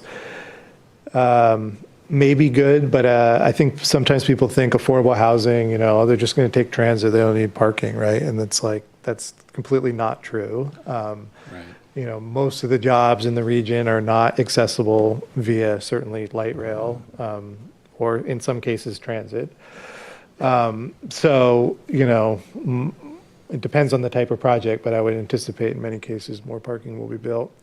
Jeff, I have a question about the parking. Yeah, sure. Duplex townhouse, 0.5. So 2 units would share one parking space. Is that how it works? Well, I think they would build one stall per unit. Yeah. And this is regardless of the number, how big the townhouse, how many bedrooms or size, doesn't Yeah. matter? And I don't know, we might be able to get away with 1 for townhouses. I don't know if it's considered single Yeah. family. But again, like, no one's going to build a townhouse in Sammamish without at least 1 parking stall. Is that a minimum or maximum from state? It's just the point? minimum, so there's no Minimum. maximum. It's basically like a No, market it's based. the maximum required. You can require. It's the maximum we can require, but it's not the maximum they can build. Yeah. Like, they can build whatever. If I just look at the clinics, you're saying 1 per 2,000 square feet? Yeah, So if- I'm not the state. Oh, yeah, whoever that is. So if I have a clinic that's, let's say, 15,000 square feet, I only need 7 parking spaces? Yep. Or to that, and if you have a That's not restaurant- even enough for the providers. So the point that Jeff is trying to make is that it's not likely there would be a shortage because the underwriters, you know, everyone involved in the finance, the developers, the end user, you know, anyone who leases space, you know, all of these retail users, they have their own minimum requirements. And so going into a project before it's funded, they're going to ensure that there's enough parking to serve the building. But if the developer goes by this and develops the property, Yeah. you get This what is- you this take is what you what- find. I mean, this is what we have to live with, but the reality isn't what would actually be built. I think there's a lot of assurance that way, and I've worked with codes that have had no parking requirements or much less parking requirements, and in a rare case, it's been an issue. The same thing for licensed child care centers. I'm going to come and pick up my kids. Right. Where am I going to park? Yeah. If there's no requirement, they won't put it in. Yeah. No, that's not the case. It's the complete opposite. It's the real question is, and the real, the kind of hindsight is that local governments have a terrible track record with parking regulations. And the fact is that there are so many spaces that have been built that go unused, that there's no other, because it's private property, that they don't let other people use them. It's just, and we continue to require, throughout the country that these spaces be built. And there's no thought in them whatsoever. The flexibility for the development community essentially to handle it is, I think, a much better approach. So I don't like the fact that the state is limiting us this way, but I'm also assured that, that there won't be an automatic shortage because of it. Yeah, they're trying to solve for the communities that, require way too much, right? I mean, I personally, and put yourself in those shoes, I personally am not going to buy a house that has no parking, right? I drive a car, and then I want to be able to sell my house in the future. And so, I actually want to be sure that there's more than enough parking so that someone else can move in.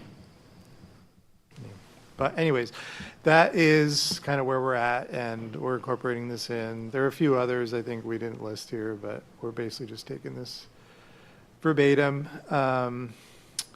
So one of the other things that we've included in the code, so you're familiar with the UZDP process, which is very cumbersome and difficult. But we still have the issue of like laying out streets and things that affect multiple properties. And particularly for the larger property owners, having a sense of what they're thinking and how they're planning to lay out streets and having dialogue between the city and the applicant makes a lot of sense. So we've developed this master concept plan. It's mostly optional. It'd be required if you have, I think, more than 5 contiguous acres. And this graphic is just kind of meant to show the level of detail and qualities. It's like an illustrative site plan. Not meant to establish vesting or have detailed plans, but general layout of streets, buildings, unit types, things like that.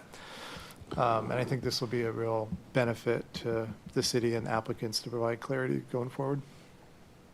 So, and a conversation we need to have is, and you mentioned it doesn't, it wouldn't vest them and, the entitlement wouldn't be there, but they could join up with the commercial site development permit, which is part of that entitlement process.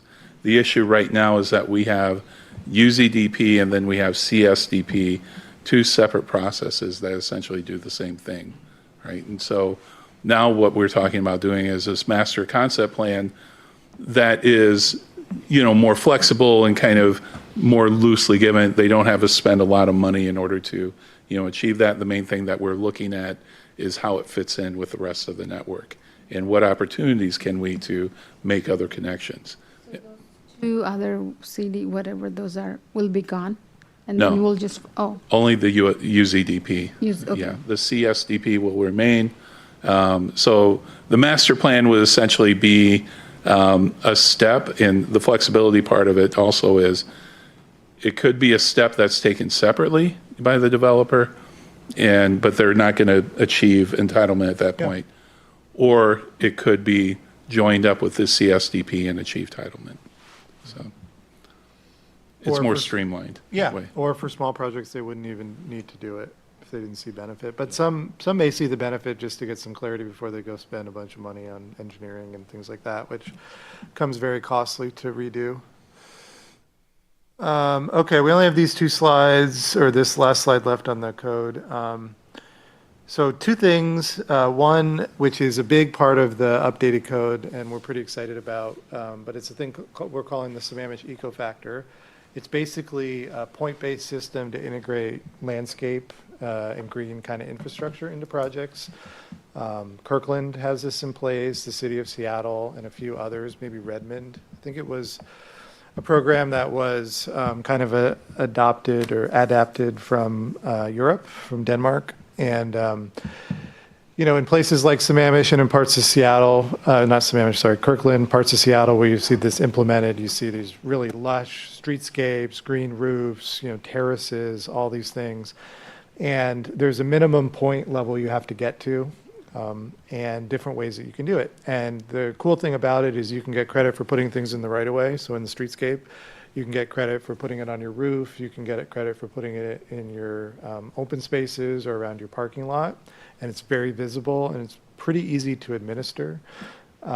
So there's like a rating sheet that you go through and it's got all the different options. And someone in our office has gone through and adapted that to what we think makes sense in Sammamish. But if folks have ideas or thoughts on that, we're happy to take those in. And so this helps to address, the issue of, the fact that some trees will have to be removed to accommodate development, but we can get back, really high quality landscape integrated in a meaningful way and have a big impact. And so anyways, we're excited and we think this is going to be a real game changer going forward. And then we've been working with Rose, the sustainability coordinator, and carving out a placeholder for green building incentives, which will be something that'll be incorporated next year. And I know she's been communicating and coordinating with other cities that have green building incentives. So, yeah. Jeff or Matt, what do we have in the code right now as far as green roof and permeable paving? Do we have those in the existing code? I don't know offhand. We have quite a bit of stuff on landscaping for sure. In the existing code? Yeah, there's Yeah. a whole section of landscaping, but Well, it's the it's not thing great. is it's unlike the eco factor. It's very standard landscaping that would be applied to any site. So it's not site specific. So regardless of the issues on your site, you have to do these specific things. And that's typically like perimeter landscaping or like within parking lot islands, those kinds of things. Here, I think offers, a lot more flexibility and allows you to develop a landscape plan that meets like the uniqueness of the site and the building. Yeah, I think it's 7th Avenue. It's one of the streets near the Amazon campus in downtown Seattle, but there's some really nice bike facilities. What about? Fairview? I think it's like 6th or 7th, and I don't know. It's right by like where the banana cart is and the main Amazon buildings. And I have some photos of it because we've been down there recently. But there's some really nice bike facilities like you just showed, raised, and of course they have a huge budget, so take that in mind.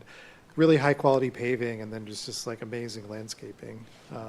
It's really quite, it's, a little contrived because it's a corporate campus, but it's, it's very high quality and some of those features are directly from the green factor requirements. Well, it's, to have things like that and kind of little refuge areas and street furniture and things like that for, I think are so important in a town center, particularly a town center where you're going uphill and, that you can have a spot to rest. But overall, just become that landscape component becomes a much more, significant part of the development. Yep. And of course, development will be much less intense in the town center than there, but still the streetscape qualities I think are nice. One quick comment about this topic. It might seem like it goes without saying, but I don't think that's true. I think it does need to be folded in the conversation that is not only what we're requiring to be built, but also what we're requiring to protect the existing features of the site. Because this is an area that actually has quite a bit of critical areas and trees and George Davis Creek and I don't know whatever all is in there. And so when you have this discussion, I think it's just important to balance a little bit that we're requiring all these things as part of the build, but we're also protecting these things that are there. Yeah, and one of the things that you get points for is preserving trees. So if you can incorporate a big tree into your development, that's great, so. Mark, I'm glad that you brought it up because I was going to bring it up. I'm glad that you reminded me. There is an exhibit in the report in the SAIS and talk about the constrained area Yeah. with a lot of. I'm assuming that you do have a lot of wetland and kind of facilities. Yeah. Can you talk about what is the overall plan for that? For instance, if there is a stream, are you going to be daylighting it? Are we going to keep in it? What are you going to do as far as how you're going to deal with the challenges that we have as far as the open space and the wetlands? Yeah. Well, I mean, the first thing is that the critical area rules aren't changing and you won't be able to develop wetlands or buffers. The critical area rules were just recently changed. Those will continue to apply. But we're going to keep it as it is right Yeah. now, or we're going to modify it? No, we're going to keep it the way it is. Let me tell you why. Because I was involved back a long time ago when Costco built their gas stations and all that. We had this conversation, and at that time, I was a part of the planning commission there. And we discussed this, and then Costco was actually conditioned when they developed that to create a basically integrated Yeah. the wetland area, and now it's a beautiful park. Yeah. So I was envisioning that is something that can be actually. Yeah, I mean, I do it think in certainly here. if there was a site that had like a piped creek or something, Exactly. that could be dealt with. But I'm not aware of like a specific instance of that. But So it is not a part of SCIS. It's not a part of the environmental issues that we have to deal with it. no. Yeah, that's a Be comment dealt with that at a we've heard site-specific level. over and over again, is to protect the critical areas. Yeah. And so it's a big part of the town center. Well, there are two ways to protect it. One is leave it alone, Yeah, right? The other one is integrated in the plan. I tend to agree with you, but I think the direction overall and from city Leave it council alone. is that we leave it alone. Yeah. Yeah. Now, there are opportunities, and this will come out maybe in the bike ped plan, but also just kind of discussions that we've had internally, that there could be, trails, walking trails alongside within the buffers of the critical areas. That is integration. Yeah. But as far as daylighting a stream or something like that, that would be, and that might be part of a larger kind of stormwater management project or something like that. But yeah, there are discussions about using those buffer areas as, kind of trail connections and, something off the sidewalk. But I'm assuming that, of course, probably you're going to say that it's not a part of SCIS. I'm assuming that somebody's looking at updating the so-called master plan for the town center. And this issue of what to do with the wetland and all that should be looked at as a part of that, wouldn't it? I'm trying to think if there's a process to do that written into the critical areas now. I think there is. Yeah. It's not Who's looking something at that it? we're promoting, though. Who's looking at it? Nobody? I'm sorry. I'm just trying to think from memory if that already exists. I mean, I can evaluate. It would be nice to look at it Yeah. and kind of bring Yeah, it back. I can do that. I mean, I certainly Okay. think overall there's some restoration opportunities. Yeah. There Because are. when I looked at that, the first thing came to my mind is that with all the changes that we're talking about, the land use, transportation, infrastructure, and all that, Yeah. what are we going to do with the wetland and all the? Just throw it on the pile. Yeah, I mean, it depends on who owns it or, I mean, and whatnot. But, they're probably reasonably. I feel like we should have just talked about land use and housing and got that done, and then everything else we can look at, because every part of this we've had to examine, and, it feels like the scope just keeps kind of, it's like never ending. Okay, so just a couple last slides process. We're in the comment period, accepting comments through July 9th. Again, happy to take comments on the plan and anything else after that date up until adoption. We're going to publish the draft code on Monday. And again, it's a draft. There will be updates and refinements, and we're looking forward to getting further input. We have some more engagement we'll be doing. In addition to public meetings like this, we'll have an open house next Wednesday. We're meeting with some of the outside agency partners as well. Selection of the preferred alternative, and then the final SEIS, which includes the response to comments. And then we'll have our more formal review with you all in public hearings later in the fall. So yeah, next Wednesday, there'll be an open house here on the 25th. You're all welcome to come. Yeah. Come early for parking. There will be lemonade and cookies, I believe. If you bring your kids, there's games and whatnot. Or if you just want to play the game, that's fine too. But yeah, the last week's open house was well attended. I want to say we had in the area of 75 people. Heard a lot of good comments. There was a lot of positive comments, a lot of concerns, which we're trying to address. But you're more than welcome to come. And so this one will be focused on the code. Last week we focused on kind of the planning elements. And one of the big questions out there is, well, what about utilities? What about school capacity? What about that?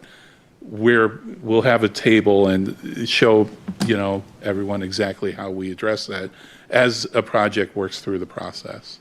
And so, for any project, they're required to have certificates from water and sewer. They're required, the school will evaluate the project. All of those kinds of things happen behind the scenes. And it's part of kind of how we,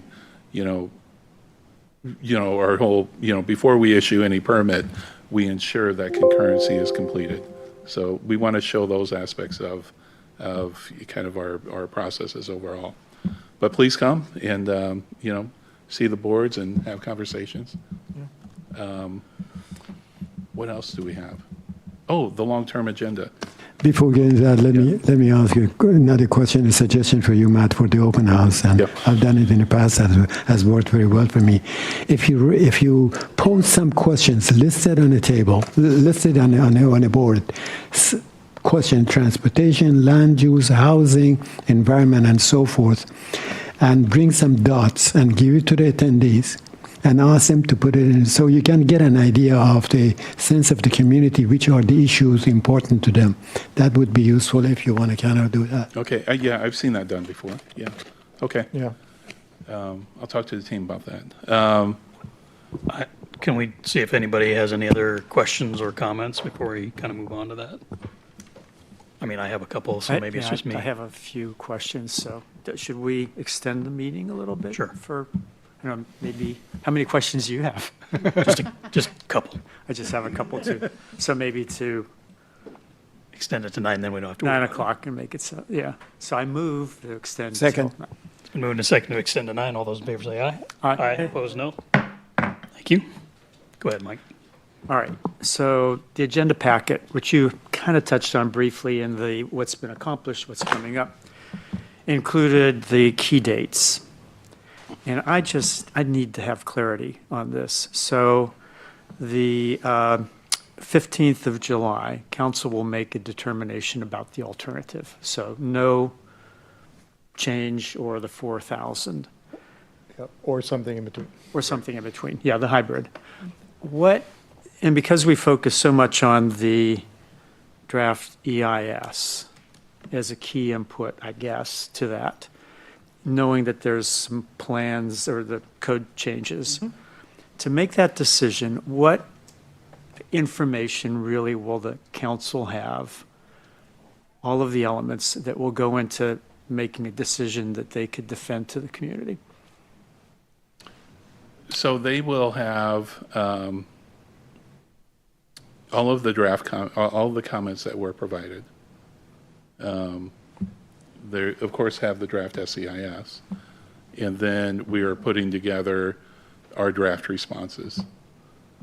So for all the comments that are provided, we'll categorize them by like traffic or schools or environment, and then provide responses for those. And will those include, because they're not, it's like schools isn't necessarily, it wasn't part of the scope of the EIS. Yeah, So you've We'll have a gotten statement on that, feedback. though. right. Okay, so if I'm a council member, I will understand and know what impact there would be based on what the school's saying and projections for student enrollment. Yeah. They'll have that. Will they have impact fees and costs of infrastructure and all of these other, I put some of these in an email to you all. Yeah. But I just want for anybody, the 10 people that might watch this. So this is when this happens, but yes, it'll be in draft form. and the timing of it where, well, I don't need to get into that, but it'll be in draft form. We'll finalize it for the August meeting or for the August issuance. Okay. Well, and so then I do think it's super important because all you need to do is drive down to 28th and see all of these signs about, you Yeah. know, the students are going to be bussed off the plateau and all of this, that we really make public all of these elements that would lead to a wise decision. Yeah. It's in the best interest of all of Sammamish residents. So then the other part of this is, and that's, please consider, is I have, looking at that whole schedule, so, you know, public hearings later on, are those public hearings on the changes to the code, so form-based code and all of that? That makes sense. So I just wanted to clarify. The form-based code, are there going to be changes to that based on the no action or the 4,000 or hybrid? Like what, the other way to ask that, would things that go beyond that July 15th date, Yeah. what differences in the work plan would occur if council says no change or no action or 4,000?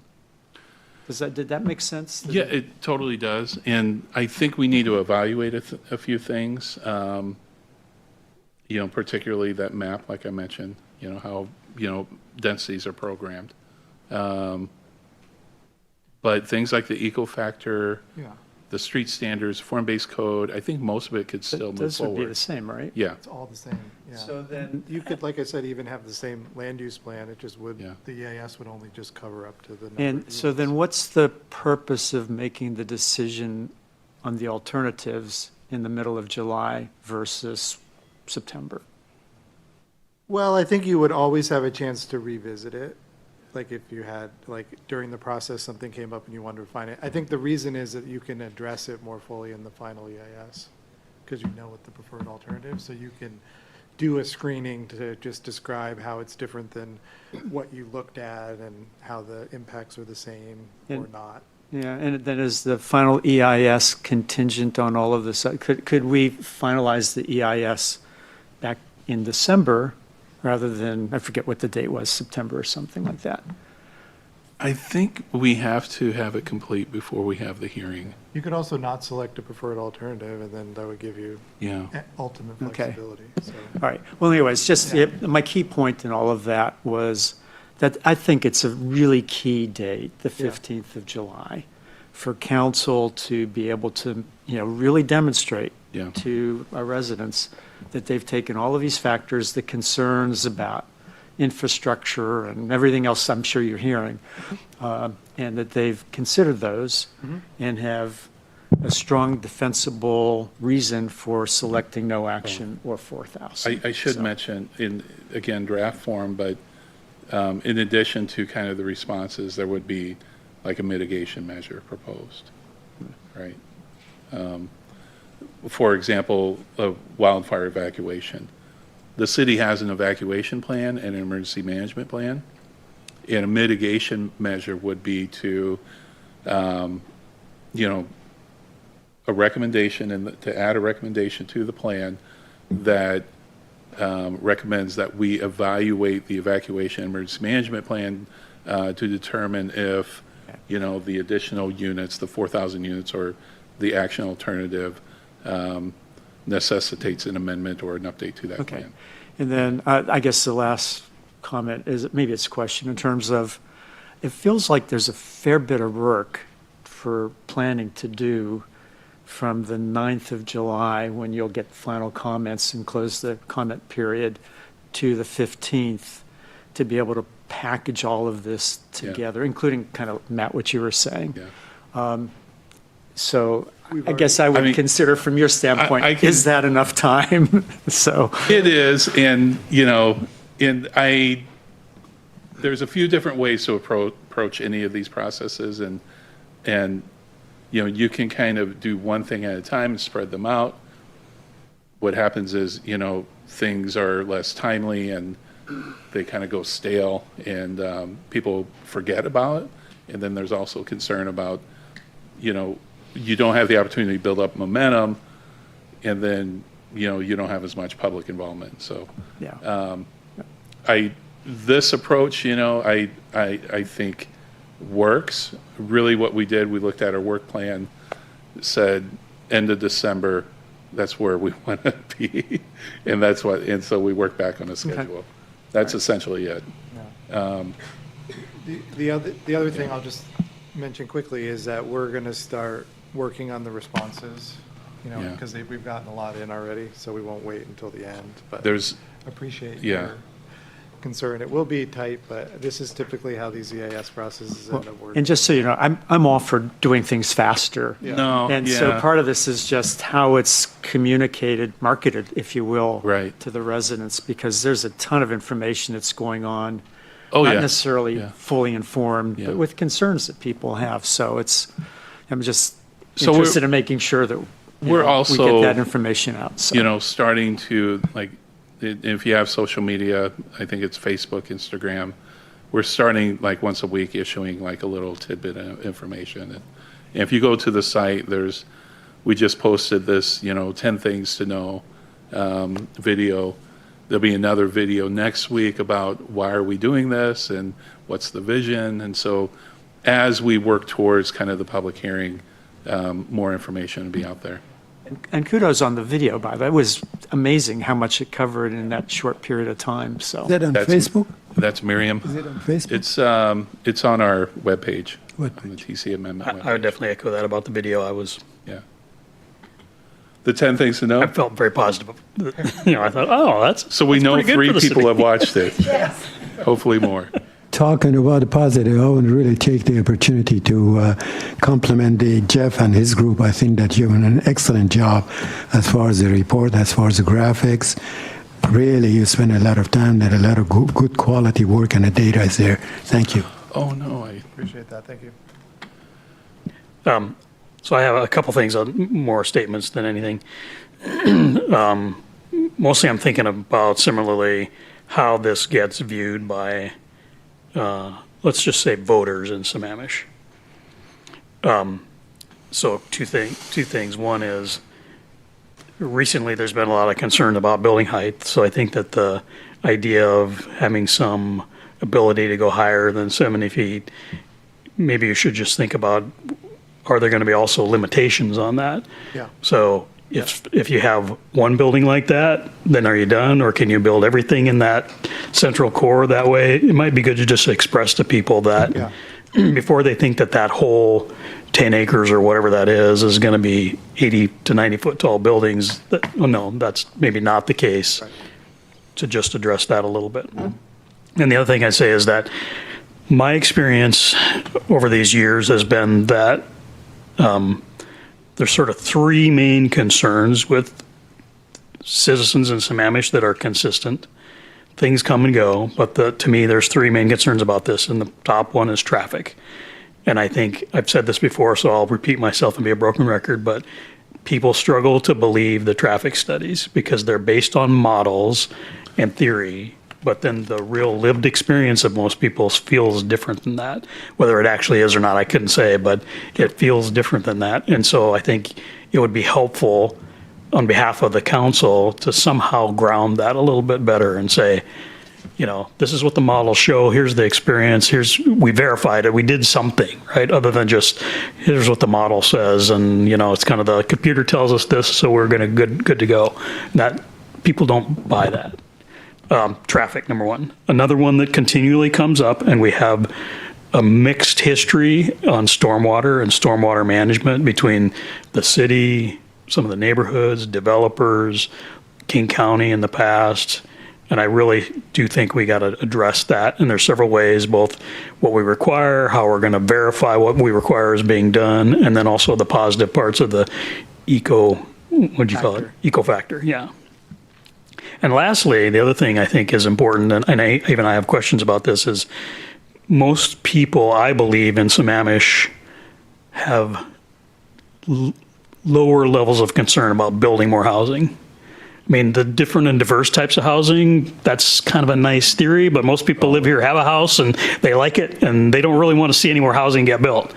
But the reason we've always talked about this is the altruistic reason of the different types of housing, and what we all get out of it is retail. Yes. And so I think you got to address the concern that sort of feels like it's underneath the surface here, which is if we're not careful, we're going to end up with a bunch more housing and no retail. Right. And what is the risk of that happening? If we do nothing, is there a greater risk of that happening? If we do something, right? I mean, that could be one of those things that helps bring people over to one side or the other, or at least helps the council to think about how to talk about this, because that's the incentive that's been there for 20 years, 15, 17 years, is getting Ace Hardware back and getting some more restaurants, and right, you hear that all the time, and that's because that's the incentive for people to support this, and so it needs to be upfront with some of the concerns, but also the incentive. And I think trees and schools and that stuff will work itself out. Okay. Yeah, I appreciate those comments. I mean, Yeah. we have used some diagrams to get at that issue in the past, right? Because like development is a conduit to get these other things, right? You want safer streets to walk on, you want retail, you want these things. The housing and the development is what in part funds that, frankly. And so we have some sort of fiscal impact stuff that we've been working on that speaks to that a little bit. And we can see if we have some of those diagrams that we can maybe pull out and talk about that issue, which we have talked about a lot in other plans, but we've been sort of so focused until this point on all the technical pieces and figuring the whole thing out, which I will just say this is, easily one of the most complicated projects I've ever worked on, for sure. Really? Oh, yeah, definitely. Okay. I was just going to say, to tie that up, as Mike said, there's some detractors out there detracting. Yeah. So putting a positive spin on some of the good things Yeah. might help, Yeah. not only for everybody involved, but also help the council to then make a decision based on a balanced approach. Yeah, that makes total sense to me. So appreciate those comments, and we'll. Did you have something else, Mike? Go ahead. Yeah, you reminded me there were one or two other things I was going to mention. On traffic, actually, it was interesting because I had heard not that much impact with these additional units. I thought, nobody's going to believe that.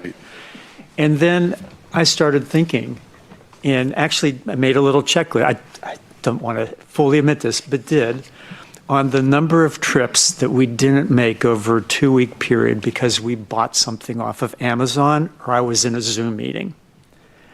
And it was really significant. I mean, it's easy to start to think that traffic growth in the future, and we're not even talking about when Amazon starts dropping things off with drones, but that'll happen. Yeah. It will happen, and that'll reduce some of that traffic too.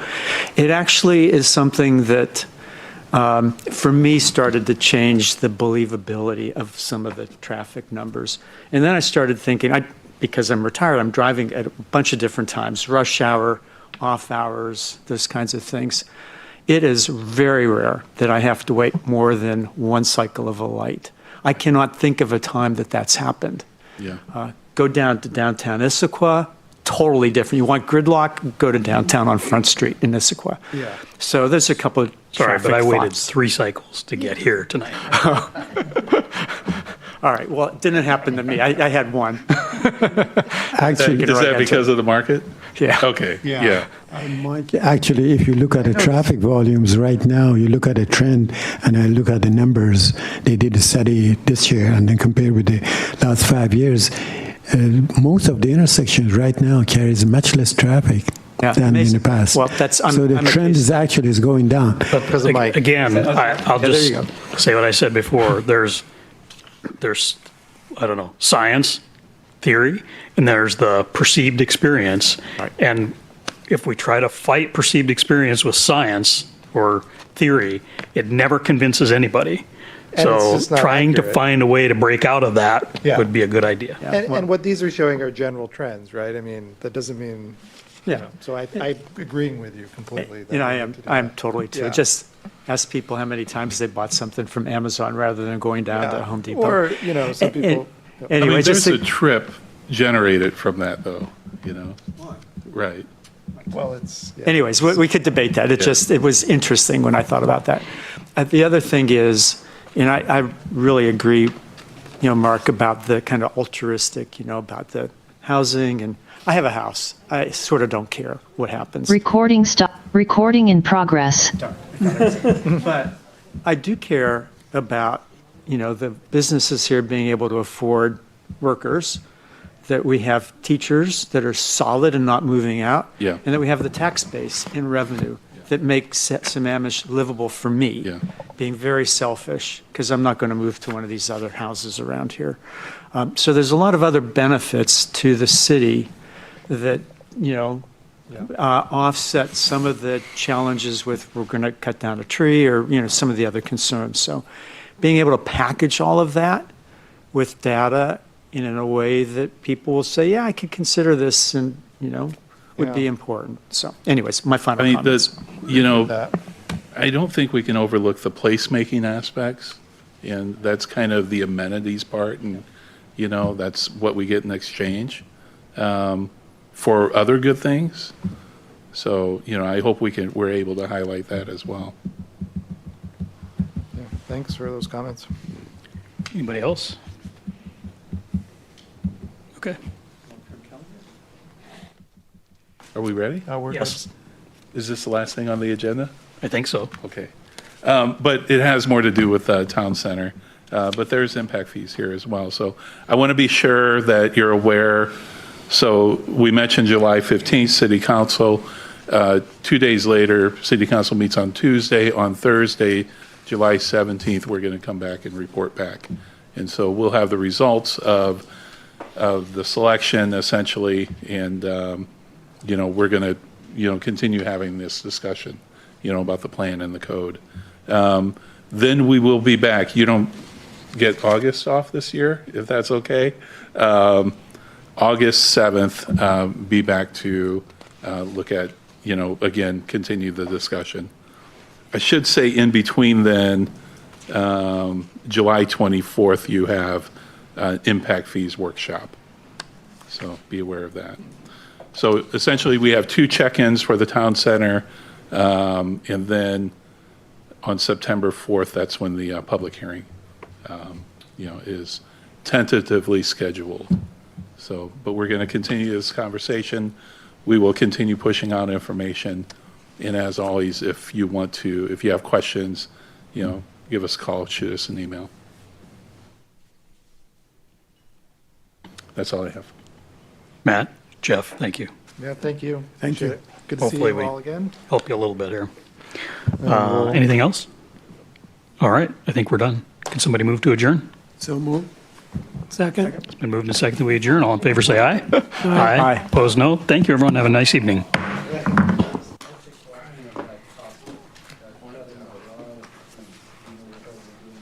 We're the most complicated.